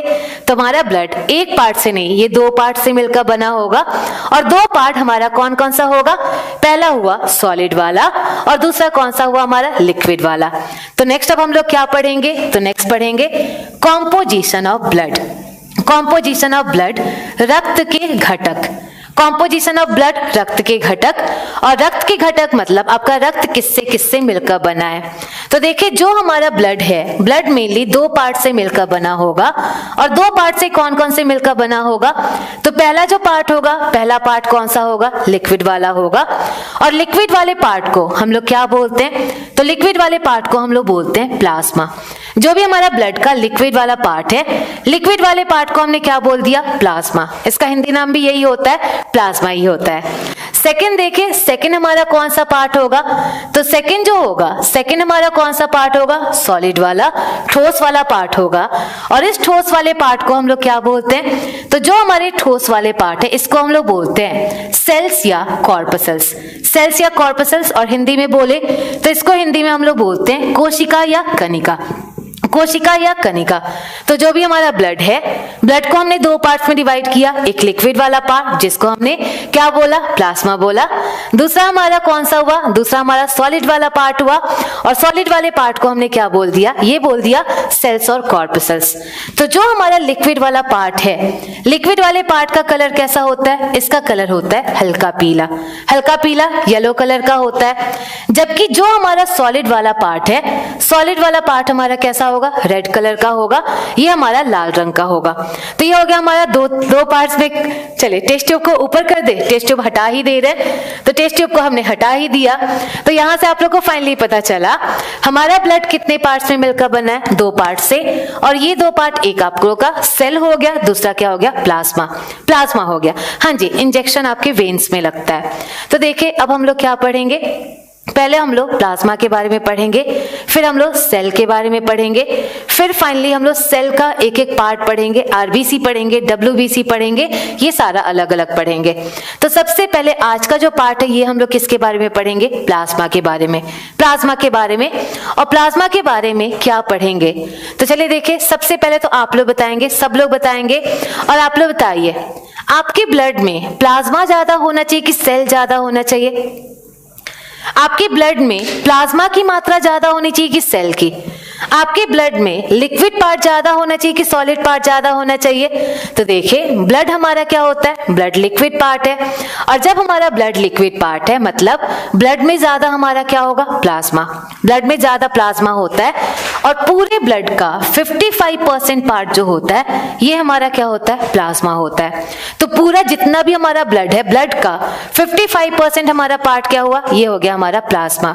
जबकि हमारे पूरे ब्लड का 45% जो पार्ट है, 45% पार्ट हमारा क्या होता है? सेल्स। ये हो गया सेल्स। तो यहां से आप लोगों को क्लियर हुआ, ज्यादा जो मात्रा होगी वो किसकी होगी? प्लाज्मा की, लिक्विड की। थोड़ा कम मात्रा किसकी होगी? सेल की। और सेल हमारा कितना हुआ? ये हो गया आपका 45%। तो चले देखे, अब हम लोग क्या पढ़ेंगे? पहले हम लोग प्लाज्मा पढ़े। प्लाज्मा होता क्या है, प्लाज्मा किससे मिलकर बना होता है, और यहीं से आप लोग को ये भी बताएंगे, आजकल सुनते होंगे, कोविड में सुनते होंगे प्लाज्मा थ्योरी। प्लाज्मा थ्योरी भी आ रहा है, वो भी बताएंगे आपका। प्लाज्मा थ्योरी, प्लाज्मा थेरेपी क्या होता है वो भी बताएंगे। तो पहले प्लाज्मा तो जानिए, प्लाज्मा क्या होता है। तो प्लाज्मा जो है ये ब्लड का लिक्विड पार्ट है, और देखिए आपका प्लाज्मा किससे किससे मिलकर बना होगा। सबसे पहले हम लोग ये जानेंगे प्लाज्मा का कॉम्पोजिशन क्या होगा, प्लाज्मा का आपका क्या घटक होगा, किससे किससे मिलकर बना होगा। तो आप लोग को पता है जो हमारा प्लाज्मा है, प्लाज्मा क्या है? प्लाज्मा लिक्विड पार्ट है। प्लाज्मा लिक्विड पार्ट है, और जब हमारा प्लाज्मा लिक्विड है, प्लाज्मा मैक्सिमम किससे मिलकर बना होना चाहिए? आप लोग बता सकते हैं प्लाज्मा मैक्सिमम किससे मिलकर बना होना चाहिए? कोई भी लिक्विड मैक्सिमम किससे मिलकर बना होता है? तो देखिए, कोई भी लिक्विड, जैसे घर पर ही आप लोग शिकंजी बनाते हैं, और जब शिकंजी बनाते हैं, शिकंजी बनाने के लिए ज्यादा पानी यूज करते हैं कि ज्यादा चीनी यूज करते हैं? तो हम लोग जब भी शिकंजी बनाते हैं उसके लिए ज्यादा हम लोग क्या यूज करते हैं? पानी यूज करते हैं। प्लाज्मा भी आपका क्या है? प्लाज्मा भी लिक्विड है, और जब प्लाज्मा भी लिक्विड है, ये भी किससे मिलकर बना होगा? वाटर से। हाँ जी बिल्कुल, अमन बुक में 60% दिया गया है, कई बुक्स में प्लाज्मा का परसेंटेज 65% भी दिया गया है, लेकिन वो आप लोग ध्यान ना दे, ये हम लोग एनसीईआरटी के अकॉर्डिंग आंसर दे रहा है, और वो 55% होगा। 55% एनसीईआरटी आपके पेपर सबके अकॉर्डिंग देखा जाए प्लाज्मा 55% होता है। तो यहाँ पर देखिए इसका कॉम्पोजिशन, ये किससे मिलकर बना होगा? मैक्सिमम वाटर से, वाटर से। और वाटर से देखिए पूरे जो हमारा प्लाज्मा है, प्लाज्मा का 92% पार्ट किससे मिलकर बना होता है? वाटर से, वाटर से। तो देखिए जो भी हमारा प्लाज्मा है, प्लाज्मा मैक्सिमम पानी से मिलकर बना होगा, और पानी का परसेंटेज कितना होगा? 92%। तो यहां से अब आप लोग से एक क्वेश्चन पूछे, प्रियांशु अभी आंसर दे रहे हैं, पहले इसका आंसर दे। अगर आप लोग से पूछा जाए, सिंपल सा एक क्वेश्चन ये पूछा जाए, क्या ब्लड बनाने के लिए पानी की जरूरत होगी? क्या ब्लड बनाने के लिए पानी की जरूरत होगी? जो हमारा खून बनता है, खून बनने के लिए पानी की जरूरत होगी कि नहीं होगी? तो अगर हम लोग पानी ना पिए, क्या हमारा प्लाज्मा बनेगा? नहीं बनेगा। प्लाज्मा नहीं बना, क्या हमारा ब्लड बनेगा? नहीं बनेगा। तो आपके ब्लड बनाने के लिए मोस्ट इंपॉर्टेंट किसकी जरूरत होगी? पानी की, पानी की।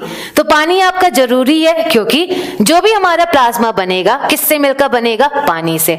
तो यहां से अब आप लोग का, हाँ जी, नोट्स अपने आप लिखते जाइए, जो भी पढ़ा रहे हो आप लोग को नोट्स लिखना है। तो ये हो गया पानी जरूरी है। और यहीं से आपने सुना होगा, कई बार ऐसा होता है कि ठंडी के दिनों में लोगों का खून गाढ़ा हो जाता है। आपने ऐसा सुना होगा कि ठंडी के दिनों में लोगों का खून गाढ़ा हो जाता है, ऐसा क्यों? तो जब हम लोग ठंडी के दिनों में पानी कम पिएंगे, प्लाज्मा कम बनेगा, और प्लाज्मा कम बनेगा, हमारा क्या होगा? खून गाढ़ा हो जाएगा। तो यहां से क्या पता चला? मोस्ट इंपॉर्टेंट जो पार्ट होना चाहिए ब्लड को बनाने के लिए, वो हमारा क्या होगा? वाटर, जल होगा। अब देखिए, क्या हमारा प्लाज्मा सिर्फ और सिर्फ पानी से मिलकर बना होगा? ऐसा नहीं है, प्लाज्मा में और भी चीजें होंगी। और क्या होंगी? तो प्लाज्मा में कुछ प्रोटीन पाया जाता है, और प्लाज्मा में कुछ प्रोटीन पाया जाता है जिसको हम लोग बोलते हैं प्लाज्मा प्रोटीन। तो हमारे प्लाज्मा में पानी तो होता है, साथ साथ कुछ प्रोटीन पाया जाता है जिसको हम लोग बोलते हैं प्लाज्मा प्रोटीन। और पूरे प्लाज्मा का 7% जो पार्ट होता है, यही हमारा क्या होता है? ये होता है हमारा प्लाज्मा प्रोटीन, प्लाज्मा प्रोटीन। तो जो भी हमारा प्लाज्मा है, प्लाज्मा का 7% जो पार्ट है, यही हमारा क्या होगा? Plasma protein. आपका ऐसे लिख दे रहे हैं, इससे आप लोग इतना लिख ले, साथ साथ जो फंक्शन होगा वो हम बोलकर लिखवा देंगे। तो ये, हाँ, नोट्स आप लोग को मिलेगा, नोट्स मिलेगा, पीडीएफ मिलेगा, लेकिन अपनी हैंडराइटिंग में समझना ज्यादा आसान होता है, तो अपने हैंडराइटिंग में भी लिखिए, वो ज्यादा सही रहेगा। तो यहाँ से क्या पता चला? तो यहाँ से पता चला प्लाज्मा में कुछ प्रोटीन होगा, 7% प्रोटीन होगा। कौन कौन से प्रोटीन है जो हमारे प्लाज्मा में पाए जाते हैं? तो देखिए, हमारे प्लाज्मा में मेन 3 प्रोटीन पाए जाते हैं। तो हमारे प्लाज्मा में मेन 3 प्रोटीन पाए जाते हैं। और कौन कौन से 3 प्रोटीन पाए जाते हैं? तो देखिए, हमारे प्लाज्मा में मेन 3 प्रोटीन, इनका फंक्शन हम नेक्स्ट क्लास में बताएंगे। इनका फंक्शन हम अभी तो थोड़ा बहुत बता देंगे, बट मेन जो फंक्शन है वो नेक्स्ट क्लास में ही पता चलेगा। तो देखिए, पहला प्रोटीन कौन सा हुआ? Albumin, albumin. तो पहला जो हमारा प्रोटीन हुआ, ये हुआ एल्ब्यूमिन। सेकेंड देखें तो सेकेंड हमारा यहाँ पर एक प्रोटीन पाया जाता है, और सेकेंड प्रोटीन हमारा है फाइब्रिनोजन, फाइब्रिनोजन। जबकि लास्ट देखें तो लास्ट यहाँ पर आपका एक प्रोटीन होगा, और ये प्रोटीन हमारा कौन सा होता है? Prothrombin, prothrombin. आपके बॉडी से ही प्रोटीन होता है, और वो प्रोटीन जाकर, प्रियांशु एक बार और क्वेश्चन पूछ ले, हम भूल गए क्या क्वेश्चन था, एक बार दोबारा क्वेश्चन पूछ ले, हम आपको बता देते हैं। तो देखिए, हमारे बॉडी में कुछ प्रोटीन होते हैं, ये प्रोटीन हमारे कहाँ गए? प्लाज्मा में। और प्लाज्मा में फाइनली हमारे कितने तरह के प्रोटीन पाए जाते हैं? 3 तरह के, एल्ब्यूमिन, फाइब्रिनोजन, एंड थर्ड हमारा क्या हुआ? थर्ड हो गया हमारा प्रोथ्रोम्बिन, प्रोथ्रोम्बिन। तो ये 3 तरह के प्रोटीन है। तो आप लोग से पूछा जाए, अगर यहाँ से एक क्वेश्चन पूछे, ये पूछा जा चुका है, और ध्यान दे क्वेश्चन क्या पूछा गया। तो यहाँ से एक क्वेश्चन पूछा गया है, fibrinogen is a part of, fibrinogen किसका पार्ट पार्ट होता है। क्वेश्चन आप लोग का ये है, fibrinogen is a part of, fibrinogen किसका पार्ट होता है? ऑप्शन ये है आपके प्लाज्मा का, आपके सेल का, आपके ब्लड का। किसका पार्ट होगा आपका फाइब्रिनोजन? फाइब्रिनोजन किसका पार्ट होगा? प्लाज्मा का, सेल का या ब्लड का? तो अगर तीनों ऑप्शन हो, तीनों ऑप्शन में हम लोग क्या आंसर देंगे? तो तीनों ऑप्शन में हम लोग आंसर देंगे प्लाज्मा। फाइब्रिनोजन किसका पार्ट होता है? It is a part of plasma. अच्छा प्रियांशु, आपने पूछा है कि ब्लड येलो क्यों नहीं होता है। अच्छा ये बताएं, जो आपका रेड और येलो कलर है, रेड और येलो कलर में डोमिनेंट कलर कौन सा होता है? तो रेड और येलो कलर में डोमिनेंट कलर कौन सा होता है? रेड। तो जो डोमिनेंट कलर है वही तो कलर हमारे ब्लड का भी होगा। तो फाइनली हमारे ब्लड का कलर कैसा होता है? वो हमारा रेड होता है, डोमिनेंसी की वजह से। तो यहां से क्लियर हुआ फाइब्रिनोजन। फाइब्रिनोजन हमारा, फाइब्रिनोजन का एक आपका प्रोटीन होगा, किसमें होगा? आपके प्लाज्मा में, प्लाज्मा में होगा। तो हो गया हमारा प्लाज्मा का पहला का क्लियर हुआ कि यहाँ पे कुछ प्रोटीन होंगे, कौन कौन से? एल्ब्यूमिन, फाइब्रिनोजन एंड थर्ड हो गया प्रोथ्रोम्बिन। तो देखिए ये तीनों मिलकर क्या काम करते हैं? इन तीनों का मेन काम क्या होता है? तो इन तीनों का मेन काम होता है helps in blood clotting. Helps in blood clotting, रक्त को थक्का जमाने में सहायता करना, रक्त को थक्का जमाने में सहायता करना। तो ये क्या हो गया? इसका मेन काम क्या हुआ? हेल्प्स इन ब्लड क्लॉटिंग, रक्त को थक्का जमाने में सहायता करना। ये तीनों प्रोटीन प्लाज्मा को कहां से मिलते हैं? प्लाज्मा खुद बनाता है, प्लाज्मा खुद ये तीनों प्रोटीन बनाता है। ब्लड सर्कुलेशन, ब्लड सर्कुलेशन तो हम पहली क्लास में बता चुके हैं। नहीं, ब्लड का कलर व्हाइट नहीं होता है। ब्लड से अगर आरबीसी निकाल दिया जाए उसका कलर व्हाइट होता है। जनरली हमारे ब्लड का कलर रेड लाइट आपका बिल्कुल रेड होता है, और वो अभी बताएंगे क्यों होता है। उसके लिए वजह हम आपको बताएंगे क्यों होता है। तो अभी के लिए पता चला यहाँ पे 3 प्रोटीन, और तीनों प्रोटीन का काम क्या हुआ? हाँ जी नितिन, आपका बिल्कुल आंसर सही है। सिस्टोलिक टाइम 0.5 सेकेंड ही होता है। तो यहां से चले, अब हम आप लोग से एक क्वेश्चन पूछते हैं, और क्या क्वेश्चन पूछेंगे आप लोग बिल्कुल ध्यान से सुने। अच्छा ये बताएं, ये जो तीनों प्रोटीन है, ये तीनों प्रोटीन किसमें हेल्प करते हैं? ये जो तीनों प्रोटीन है, ये तीनों प्रोटीन किसमें हेल्प करते हैं? तो इन तीनों प्रोटीन का मेन काम क्या है? आपके खून को थक्का जमाने में सहायता करना, आपके खून को थक्का जमाने में सहायता करना, यही तीनों काम करेंगे। तो चलिए बताएं, ये तीनों प्रोटीन अभी हमारे ब्लड में होगा कि नहीं होगा? ये तीनों प्रोटीन अभी हमारे ब्लड में होगा कि नहीं होगा? बिल्कुल होगा। ये तीनों प्रोटीन अभी भी हमारे ब्लड में होगा। तो जब ये तीनों प्रोटीन अभी हमारे ब्लड में है, अभी हमारा खून थक्का क्यों नहीं जम रहा है? इसका आंसर दीजिए। जब ये तीनों प्रोटीन अभी भी हमारे ब्लड में है, अभी हमारा खून थक्का क्यों नहीं जम रहा है? आप लोग को यही आंसर देना है। जब ये तीनों प्रोटीन अभी भी हमारे खून में है, हमारा खून थक्का क्यों नहीं जम रहा है? क्लॉटिंग का मतलब क्या होता है? क्लॉटिंग का मतलब होता है जब हमारा हाथ कट जाए, खून कुछ देर बाद आपका रुक जाता है, वही हमारा क्या होता है? क्लॉटिंग होता है। तो चलिए बताइए, जब ये तीनों प्रोटीन हमारे ब्लड में है, अभी हमारा खून क्यों नहीं थक्का जम रहा है? बताएं अब आप लोग। गरिमा, ग्लोबुलिन भी इसी का पार्ट होता है, लेकिन उसका अमाउंट थोड़ा कम होता है, इसलिए हमने इन 3 प्रोटीन का नाम लिखा। तो चलिए बताइए, तीनों प्रोटीन हमारे ब्लड में है, फिर भी हमारा खून थक्का क्यों नहीं जमता? तो यहां से एक क्वेश्चन पूछा जाता है, आपके नसों में खून थक्का क्यों नहीं जमता है? आपके नसों में खून थक्का क्यों नहीं जमता है? तो चलिए देखिए, आपके नसों में खून थक्का क्यों नहीं जमेगा? तो इसका आंसर है, हमारे नसों में एक एंटी क्लॉटिंग एजेंट पाया जाता है।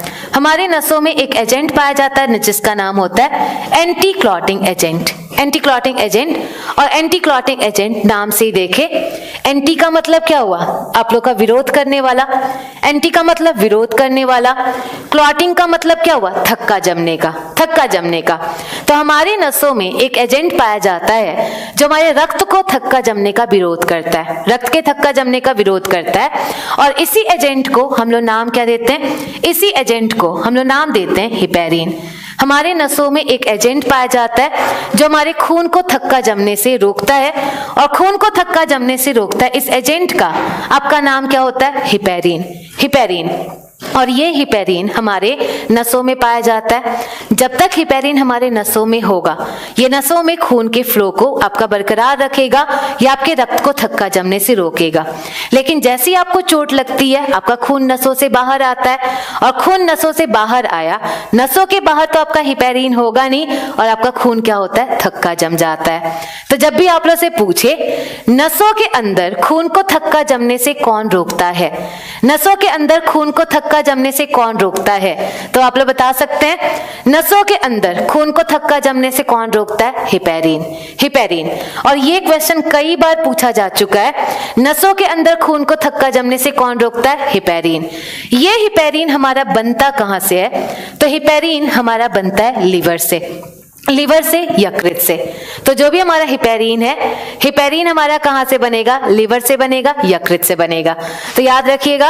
अब आप लोग से एक क्वेश्चन पूछेंगे, टीएलसी टोटल ब्लड काउंट, आपका टोटल ब्लड काउंट मतलब आरबीसी कितना है, डब्ल्यूबीसी कितना है, उसको हम लोग टीएलसी बोलते हैं। तो चलिए, विटामिन के ब्लड क्लॉटिंग करता है, बिल्कुल करता है। आपका ब्लड क्लॉटिंग जो टॉपिक है, ब्लड क्लॉटिंग एक खुद में बहुत बड़ा टॉपिक है, और ये आपका मतलब नेक्स्ट टू नेक्स्ट जो क्लास होगी उसमें हम ब्लड क्लॉटिंग पूरा पढ़ाएंगे कि ब्लड क्लॉटिंग होता कैसे।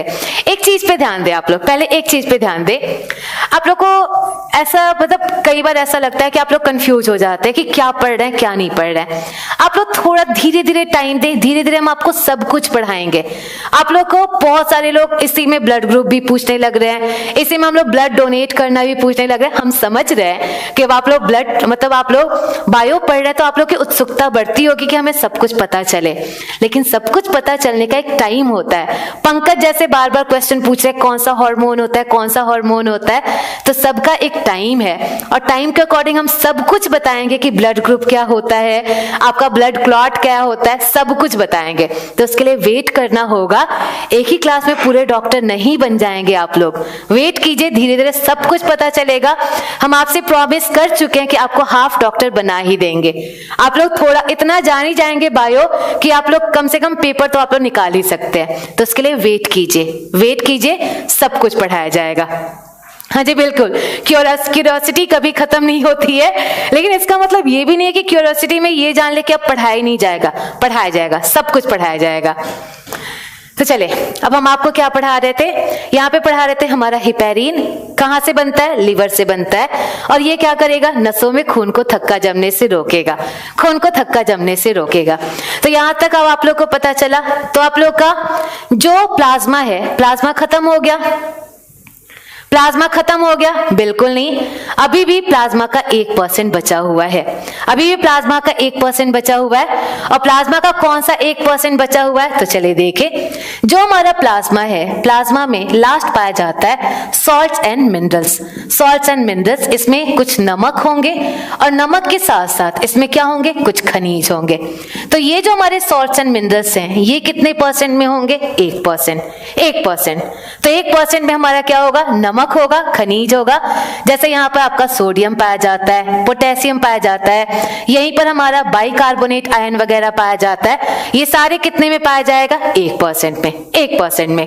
तो अब आप लोग बता सकते हैं आपका प्लाज्मा किससे किससे मिलकर बना होगा, आपका प्लाज्मा किससे किससे मिलकर बना होगा, तो आप लोग बता सकते हैं आपका प्लाज्मा। सब आज आपके क्वेश्चन का आंसर दे चुके हैं, टीएलसी क्या होता है, आरबीसी, डब्ल्यूबीसी, प्लेटलेट, सबके काउंट को मिलाकर हम लोग टीएलसी बोलते हैं। ऑलरेडी इसका आंसर दे चुके हैं। नहीं, हिपेरिन का कोई परसेंटेज नहीं होता, क्योंकि हिपेरिन हमारे ब्लड से नहीं बनता, वो लिवर से बनता है, लिवर से बनता है, ब्लड में पाया जाता है, उसका कोई परसेंटेज नहीं होता। तो यहां से आप लोग बता सकते हैं, फाइनली बता सकते हैं आपका प्लाज्मा किससे किससे मिलकर बना होता है, प्लाज्मा किससे किससे मिलकर बना होगा, तो प्लाज्मा जो है वाटर से मिलकर बना होगा, प्रोटीन से मिलकर बना होगा, साथ साथ कुछ नमक और खनिज से। लेकिन यहां से अगर अब आप लोग से क्वेश्चन पूछे प्लाज्मा हमारा मैक्सिमम किससे मिलकर बना होगा, प्लाज्मा जो है, प्लाज्मा हमारा मैक्सिमम किससे मिलकर बना होगा, तो प्लाज्मा मैक्सिमम किससे मिलकर बना होगा, वाटर से। तो याद रखिएगा जो हमारा प्लाज्मा है वो मैक्सिमम किससे मिलकर बना होगा, वाटर से। तो चलिए, ये तो हो गया प्लाज्मा किससे किससे मिलकर बना है।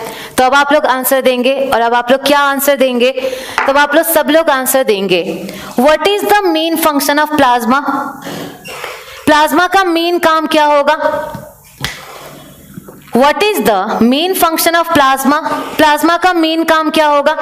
नहीं, हेपेरिन एक प्रोटीन नहीं होता, हेपेरिन कार्बोहाइड्रेट होता है। चलिए बताइए, what is the main function of plasma? Plasma का मेन काम क्या होगा? तो आप लोग बता सकते हैं प्लाज्मा का मेन काम क्या होगा? तो देखिए, जो हमारा प्लाज्मा है, प्लाज्मा कैसा पार्ट है? Plasma is a liquid part. Plasma हमारा एक लिक्विड पार्ट है, और जब हमारा प्लाज्मा लिक्विड पार्ट है, आप लोग खुद देखें, अगर हमारे बॉडी में, अगर हमारे ब्लड में प्लाज्मा ना हो, सिर्फ और सिर्फ सेल हो, सिर्फ और सिर्फ कोशिका हो, तो क्या हमारा सेल पूरी बॉडी में सर्कुलेट कर पाएगा? हमारा सेल पूरी बॉडी में सर्कुलेट नहीं कर पाएगा। पूरी बॉडी में सेल को ट्रांसपोर्ट करने का काम कौन करेगा? प्लाज्मा। प्लाज्मा, तो प्लाज्मा का पहला काम क्या हुआ? प्लाज्मा का पहला काम हो गया provides fluidity to blood. Provides fluidity to blood, रक्त को तरलता प्रदान करना। रक्त को तरलता प्रदान करना मतलब जो भी हमारे ब्लड का फ्लो होगा, आपके ब्लड के फ्लो को प्रोवाइड करने का काम कौन करेगा? ये करेगा हमारा प्लाज्मा। तो प्लाज्मा का पहला काम क्या हुआ? आप लोग का ब्लड के फ्लो को प्रोवाइड करना, रक्त के तरलता को प्रदान करना। तो जितना ज्यादा इसमें प्लाज्मा होगा, उतना ही ब्लड हमारा क्या होगा? फ्लो होगा, उतना ही अच्छे से ये आपकी बॉडी में फ्लो होगा। तो ये क्या हो गया? इसका मेन काम क्या होगा? तो इसका मेन काम हो गया फ्लूइडिटी टू ब्लड, रक्त को तरलता प्रदान करना। ये हो गया पहला। सेकंड देखिए, सेकंड इसका काम क्या होगा? तो आप लोग बताइए, क्या ये हमारे खून को थक्का जमने में हेल्प करेगा? क्या ये हमारे खून को थक्का जमने में हेल्प करेगा? तो आप लोग को बताया था यहाँ पर आपके 3 प्रोटीन है, 3 प्रोटीन है, और ये तीनों प्रोटीन मिलकर क्या काम करते हैं? तो तीनों प्रोटीन मिलकर आपके खून को थक्का जमाते हैं। खून को थक्का जमाते हैं, तो जब ये तीनों प्रोटीन खून को थक्का जमा रहे हैं, क्या हमारा प्लाज्मा खून को थक्का जमाने में हेल्प करेगा? बिल्कुल करेगा। तो नेक्स्ट इसका फंक्शन क्या हुआ? नेक्स्ट फंक्शन हुआ helps in blood clotting. Helps in blood clotting, रक्त को थक्का जमने में सहायता करना। रक्त को थक्का जमने में सहायता करना। तो इसका जो नेक्स्ट फंक्शन हुआ, इसका नेक्स्ट फंक्शन क्या हुआ? रक्त को थक्का जमने में सहायता करना। तो पहला काम हो गया खून को फ्लो प्रोवाइड करना। सेकंड काम क्या हो गया? हमारे खून को थक्का जमाना। अब देखिए नेक्स्ट इसका काम क्या होगा? नेक्स्ट इसका फंक्शन क्या होना चाहिए? अच्छा ये बताएं, आपके ब्लड का पीएच कितना था? आपके ब्लड का पीएच कितना था? तुम्हारे ब्लड का पीएच कितना था? 7.4। 7.4। और आप लोग को पता होगा जो भी हमारा पीएच होता है वो किसी ना किसी सॉल्यूशन की वजह से होता है। जो भी पीएच होता है वो किसी ना किसी सॉल्यूशन की वजह से होता है। यहाँ पर हमारा सॉल्यूशन कौन सा है? यहाँ पर सॉल्यूशन है प्लाज्मा। प्लाज्मा हमारा सॉल्यूशन है। तो जो भी हमारा पीएच होगा, पीएच किसके वजह से होगा? प्लाज्मा की वजह से। तो जो भी ब्लड का पीएच होता है, ब्लड का पीएच किसकी वजह से होता है? प्लाज्मा की वजह से। प्लाज्मा की वजह से। तो अब मान ले अगर हम लोग प्लाज्मा में इसकी मात्रा को चेंज कर दे, अगर हम लोग प्लाज्मा में इसकी मात्रा को चेंज कर दे, सोडियम पोटेशियम इसकी मात्रा को चेंज कर दे, क्या हमारे ब्लड का पीएच वही रहेगा? बिल्कुल नहीं रहेगा। तो जो भी हमारा ब्लड का पीएच है, ब्लड का पीएच भी किसकी वजह से होता है? प्लाज्मा की वजह से। प्लाज्मा की वजह से। तो जो भी हमारे ब्लड का पीएच है, ब्लड का पीएच भी रेगुलेट कौन करता है? प्लाज्मा। तो नेक्स्ट इसका फंक्शन क्या हुआ? Regulates the pH of blood. Regulates the pH of blood, रक्त के पीएच को नियंत्रित करना। रक्त के पीएच को नियंत्रित करना। तो इसका नेक्स्ट फंक्शन क्या हो गया? जो भी हमारा ब्लड का पीएच होगा, ब्लड के पीएच को भी कौन कंट्रोल करेगा? ये भी हमारा प्लाज्मा। तो थर्ड फंक्शन था आपके ब्लड के पीएच को कंट्रोल करना। अब देखिए इसका लास्ट फंक्शन क्या होगा? और लास्ट फंक्शन बताने से हम आप लोग से पूछे, क्या पानी पीना और बॉडी के टेम्परेचर इनमें कोई रिलेशन होता है? क्या पानी पीना और बॉडी के टेम्परेचर इसमें कोई रिलेशन होता है? आप लोग से पूछा जाए पानी के पीने में और शरीर के तापमान में कोई रिलेशन होता है? बिल्कुल होता है। अगर हम लोग पानी कम पिए हमारा शरीर क्या होता है? गर्म गर्म सा फील होने लगता है। अगर हम लोग पानी ज्यादा पिए पसीना होता है, यूरिन होता है, हमारे शरीर का टेम्परेचर डाउन हो जाता है। तो कहीं ना कहीं इसने हमारे बॉडी टेम्परेचर को भी रेगुलेट किया। पानी ने हमारे बॉडी टेम्परेचर को रेगुलेट रेगुलेट किया। तो यहां से देखें, प्लाज्मा भी मैक्सिमम किससे मिलकर बना है? पानी से। प्लाज्मा भी मैक्सिमम पानी से मिलकर बना है, और जब ये मैक्सिमम पानी से मिलकर बना है, ये हमारे बॉडी टेम्परेचर को रेगुलेट करेगा कि नहीं करेगा? बिल्कुल करेगा। तो नेक्स्ट इसका फंक्शन क्या हुआ? Regulate body temperature. Regulates body temperature, शरीर के ताप को नियंत्रित करना। शरीर के ताप को नियंत्रित करना रेगुलेट्स बॉडी टेम्परेचर। तो इसका नेक्स्ट फंक्शन क्या हुआ? शरीर के ताप को नियंत्रित करना। तो इसका 4 फंक्शन हुआ, और 4 फंक्शन क्या क्या हुआ? तो पहला, आप लोग के ब्लड को फ्लो प्रोवाइड करना। सेकंड क्या हुआ? ब्लड क्लॉटिंग में हेल्प करना। थर्ड क्या हुआ? ब्लड के पीएच को कंट्रोल करना। एंड लास्ट हमारा क्या हुआ? बॉडी टेम्परेचर को कंट्रोल करना। पीएच कम हो जाए तो क्या होगा? इसके लिए आरबीसी का वेट करें, जब आरबीसी पढ़ाएंगे देन बताएंगे पीएच कम हो जाए तो क्या होगा। एक हार्ट बीट में कितना गैप होता है? लास्ट क्लास में ही तो बताए थे, एक हार्ट बीट में कितना गैप होता है? 0.8 सेकेंड का। 0.8 सेकेंड का। चलिए, तो आप लोग जल्दी जल्दी कुछ क्वेश्चन पूछिए। तो ये था हमारे प्लाज्मा के बारे में। प्लाज्मा से रिलेटेड एक क्वेश्चन और आप लोग को बताना है, लेकिन पहले आप लोग क्वेश्चन पूछ ले। आरबीसी का full form red blood corpuscles. RBC का फुल फॉर्म होता है रेड ब्लड कॉर्पसल्स, लाल रुधिर कणिकाएं। लाल रुधिर कणिकाएं। वेन्स में ही इंजेक्शन क्यों लगाते हैं? क्योंकि जो हमारा वेन्स होता है वो विजिबल होता है, आप लोग का बाहर से दिखाई देता है, इसलिए मेनली हम लोग वेन्स में इंजेक्शन लगाते हैं। हाँ, पीएच कम या ज्यादा हो जाए उससे क्या होता है उसके बारे में हम जब आपको आरबीसी पढ़ाएंगे देन आपको डिस्कस करेंगे। मेरा यूट्यूब चैनल नहीं है, तो क्वेश्चन पहले बता दे। क्वेश्चन बता दे, फिर आप लोग को ये भी बता देंगे प्लाज्मा थेरेपी क्या होता है। तो चलिए, एक क्वेश्चन आप लोग का यहां से बचा हुआ है, और क्या क्वेश्चन बचा हुआ है? तो चलिए बताइए, प्लाज्मा का कलर कैसा होता है? प्लाज्मा का कलर कैसा होता है? ऐसा कुछ नहीं है कि हार्ट अटैक बूढ़े लोगों को ही होता है। हार्ट अटैक आजकल किसी को भी हो सकता है। हार्ट अटैक किसी को भी हो सकता है। तो चलिए बताइए, आप लोग बता सकते हैं जो प्लाज्मा है, प्लाज्मा का कलर कैसा था? येलो। और यही क्वेश्चन पूछा जाता है, यही क्वेश्चन पूछा जाता है, yellow colour of plasma is due to. Yellow colour of plasma is due to. Plasma का पीला रंग किसके कारण होता है? शहबाज, हम आपका आंसर 5 से 6 बार दे चुके हैं। आप अपना वीडियो देखिएगा, उसमें पता चल जाएगा कि टीएलसी के बारे में हम आपको 2 से 3 बार बता चुके हैं। तो चलिए देखिए, आप लोग का ये क्वेश्चन पूछा जाता है, प्लाज्मा का पीला रंग किसके कारण होता है? तो चलिए देखिए, प्लाज्मा का पीला रंग किसके कारण होगा। तो यहाँ पर जब हम आपको बायो पढ़ाएंगे, बायो में एक वर्ड बताएंगे, और बायो में हमेशा आप लोग को एक वर्ड बताएंगे। आप लोग का बायो में एक वर्ड होता है पिगमेंट। पिगमेंट, और पिगमेंट इसको हम लोग हिंदी में बोलते हैं लवक। पिगमेंट, लवक। तो जो हमारा पिगमेंट है, पिगमेंट होता है लवक। तो याद रखिएगा, जहां पर भी बायो में पिगमेंट वर्ड लगा हो, पिगमेंट हमेशा किसके लिए होता है? कलर देने वालों के लिए। एक ऐसा कंपाउंड, एक ऐसे यौगिक जो आपके कलर प्रोवाइड करे, ऐसे हम लोग कंपाउंड को क्या बोलते हैं? ऐसे कंपाउंड को बोलते हैं पिगमेंट लवक। तो देखिए, हमारे बॉडी में कुछ लवक पाए जाते हैं, कुछ पिगमेंट पाए जाते हैं, और यही पिगमेंट क्या करते हैं? अलग अलग पार्ट को अलग अलग कलर प्रोवाइड करते हैं। तो यहां से क्वेश्चन क्या पूछा गया? आपका जो प्लाज्मा है, प्लाज्मा का पीला रंग किसके कारण होगा? प्लाज्मा का पीला रंग किसके कारण होगा? तो देखिए, प्लाज्मा जो है, आपके लीवर से एक पिगमेंट बनता है जिसका नाम होता है बिलिरुबिन। आपका एक पिगमेंट बनता है लीवर से, और लीवर से एक पिगमेंट बनता है जिसका नाम होता है बिलिरुबिन। और यही बिलिरुबिन क्या करेगा? प्लाज्मा को पीला रंग देगा। ये आपका जो बिलिरुबिन है, यही बिलिरुबिन क्या करेगा? यही हमारा प्लाज्मा को पीला रंग देगा। तो जब भी आप लोग से पूछे प्लाज्मा का पीला रंग किसके कारण होगा, तो प्लाज्मा का पीला रंग एक आपके पिगमेंट के कारण होगा, और ये पिगमेंट जो होगा, ये पिगमेंट कौन सा होगा? बिलिरुबिन। और ये बिलिरुबिन हमारा बनता कहां से? लिवर से बनता है, यकृत से बनता है, लिवर से, यकृत से। तो चलिए बताइए, अगर पूछा जाए प्लाज्मा का पीला रंग कौन से अंग के कारण होगा?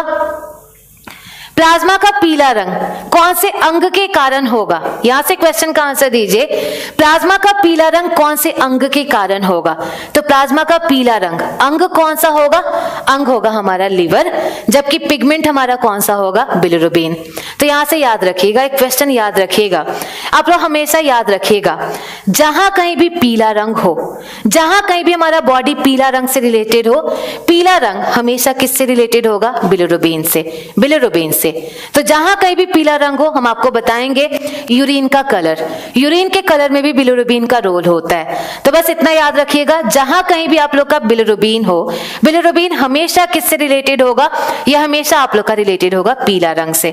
तो आप लोगों ने कभी जॉन्डिस बीमारी के बारे में सुना है? कभी जॉन्डिस बीमारी? हाँ, यूरोक्रोम भी इसी से रिलेटेड होगा, वो यूरिन जब पढ़ाएंगे उस टाइम मेगा आपको बताएंगे। तो जहां कहीं भी पीला रंग हो, हमेशा किससे रिलेटेड होगा? बिलिरुबिन से। तो आप लोगों ने कभी जॉन्डिस बीमारी के बारे में सुना है? जॉन्डिस, पीलिया, पीलिया बीमारी सुना होगा, और सुने होंगे पीलिया में हमारे शरीर का रंग पीला हो जाता है। पीलिया बीमारी में शरीर का रंग पीला हो जाता है। तो आप लोग बताइए, पीलिया में शरीर का रंग पीला कैसे होगा? तो जब भी पीलिया होता है, पीलिया में एक वायरस आता है, जॉन्डिस का वायरस आता है। जैसे ही जॉन्डिस का वायरस आता है, जॉन्डिस का वायरस हमारे लिवर को डैमेज कर देता है, हमारे लिवर को डैमेज कर देता है। जैसे ही जॉन्डिस के वायरस ने हमारे लिवर को डैमेज किया, हमारे ब्लड में बिलिरुबिन की मात्रा बढ़ जाती है, हमारे ब्लड में बिलिरुबिन की मात्रा बढ़ी, और जैसे ही बिलिरुबिन की मात्रा बढ़ी, क्या होगा? पीलिया हो जाएगा, हमारा जॉन्डिस हो जाएगा, जॉन्डिस हो जाएगा। तो पूछा जाए, जॉन्डिस बीमारी किसके ज्यादा होने के कारण होता है? जॉन्डिस बीमारी किसके ज्यादा होने के कारण होता है? तो जॉन्डिस बीमारी किसके ज्यादा होने के कारण होगा? बिलिरुबिन के। बिल्कुल, ये लिवर डिजीज है, और लिवर डिजीज है, लिवर से ही तो आपका बिलिरुबिन ज्यादा बनेगा, और बिलिरुबिन ज्यादा बनेगा, वही कॉज क्या करेगा?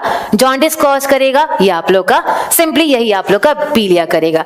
रंजक, पिगमेंट को ही रंजक कहा जाता है, पिगमेंट को ही रंजक कहा जाता है।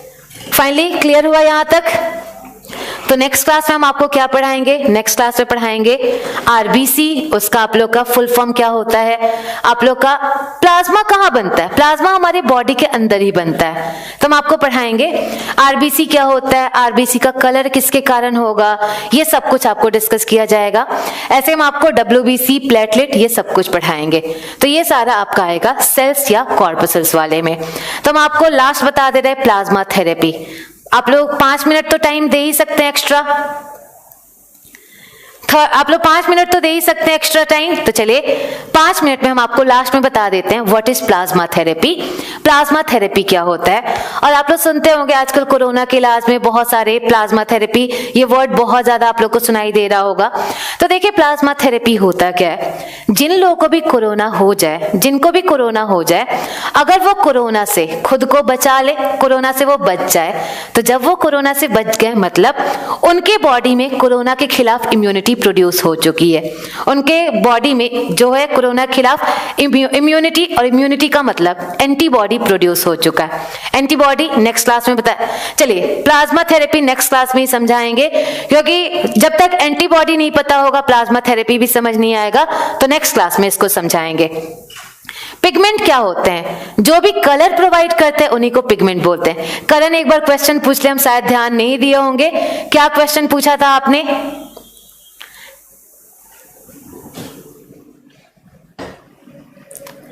तो प्लाज्मा थेरेपी अभी आपका समझ आएगा भी नहीं, उसको नेक्स्ट क्लास में ही समझाएंगे। और कोई क्वेश्चन है? कोविड-19 it's due to a virus, ये वायरस के कारण होता है। फॉर्मेशन ऑफ प्लाज्मा, ये ब्लड में ही अपना प्लाज्मा अपने आप बनता रहता है। बिल्कुल नहीं, ये रिकॉर्डेड वीडियो बिल्कुल नहीं है, ये आपका लाइव वीडियो था। बाईपास सर्जरी क्या होता है, तो जब हमारे जो नसें हैं, नसों में फैट जमा हो जाए, उस नसों को बाहर, नसों में से फैट को निकालने के लिए, जब हमारे कई सारे नसों में फैट इकट्ठा हो जाता है, तो हार्ट को निकालकर नसों में से जो भी फैट है उस नस को काटकर बाहर निकाला जाता है, उसी को बाईपास सर्जरी कहते हैं। इसी से रिलेटेड आपका ओपन हार्ट सर्जरी भी होता है। तो मेनली ब्लॉकेज को कम करने के लिए जो यूज होता है वही हमारा बाईपास सर्जरी होता है। हाँ जी, हम आपको यहाँ पर सारे नोट्स ऐसे हम आपको पढ़ा रहे हैं कि आप लोग नोट्स भी साथ साथ बनाते चले। ये सारे अब आपको ऐसे ही पढ़ाया जा रहा है कि नोट्स बनाते चले। एक तो सबका ये शिकायत रहता है कि मैम मेरे क्वेश्चन का आंसर नहीं देती है, तो पढ़ाना भी तो जरूरी है। सिर्फ अगर हम आप क्वेश्चन का ही आंसर देते रहे, पढ़ाएंगे कब?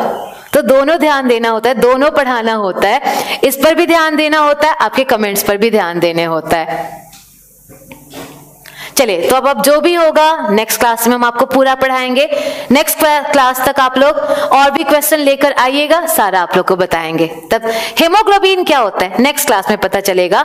जब हम आपको आरबीसी पढ़ाएंगे उस टाइम पता चलेगा हेमोग्लोबिन क्या है। तो चलिए, thank you class. Next class में अब हम लोग आरबीसी डब्ल्यूबीसी पढ़ेंगे। अब फिर सूरज की शिकायत आ गई कि मेरे सवाल को क्यों नहीं बताया गया। क्या सवाल था? पिगमेंट के नीचे हिंदी में लिखा है लवक, पिगमेंट का हिंदी नाम होता है लवक। चलिए, नेक्स्ट क्लास में अब हम लोग डिस्कस करेंगे। Thank you class.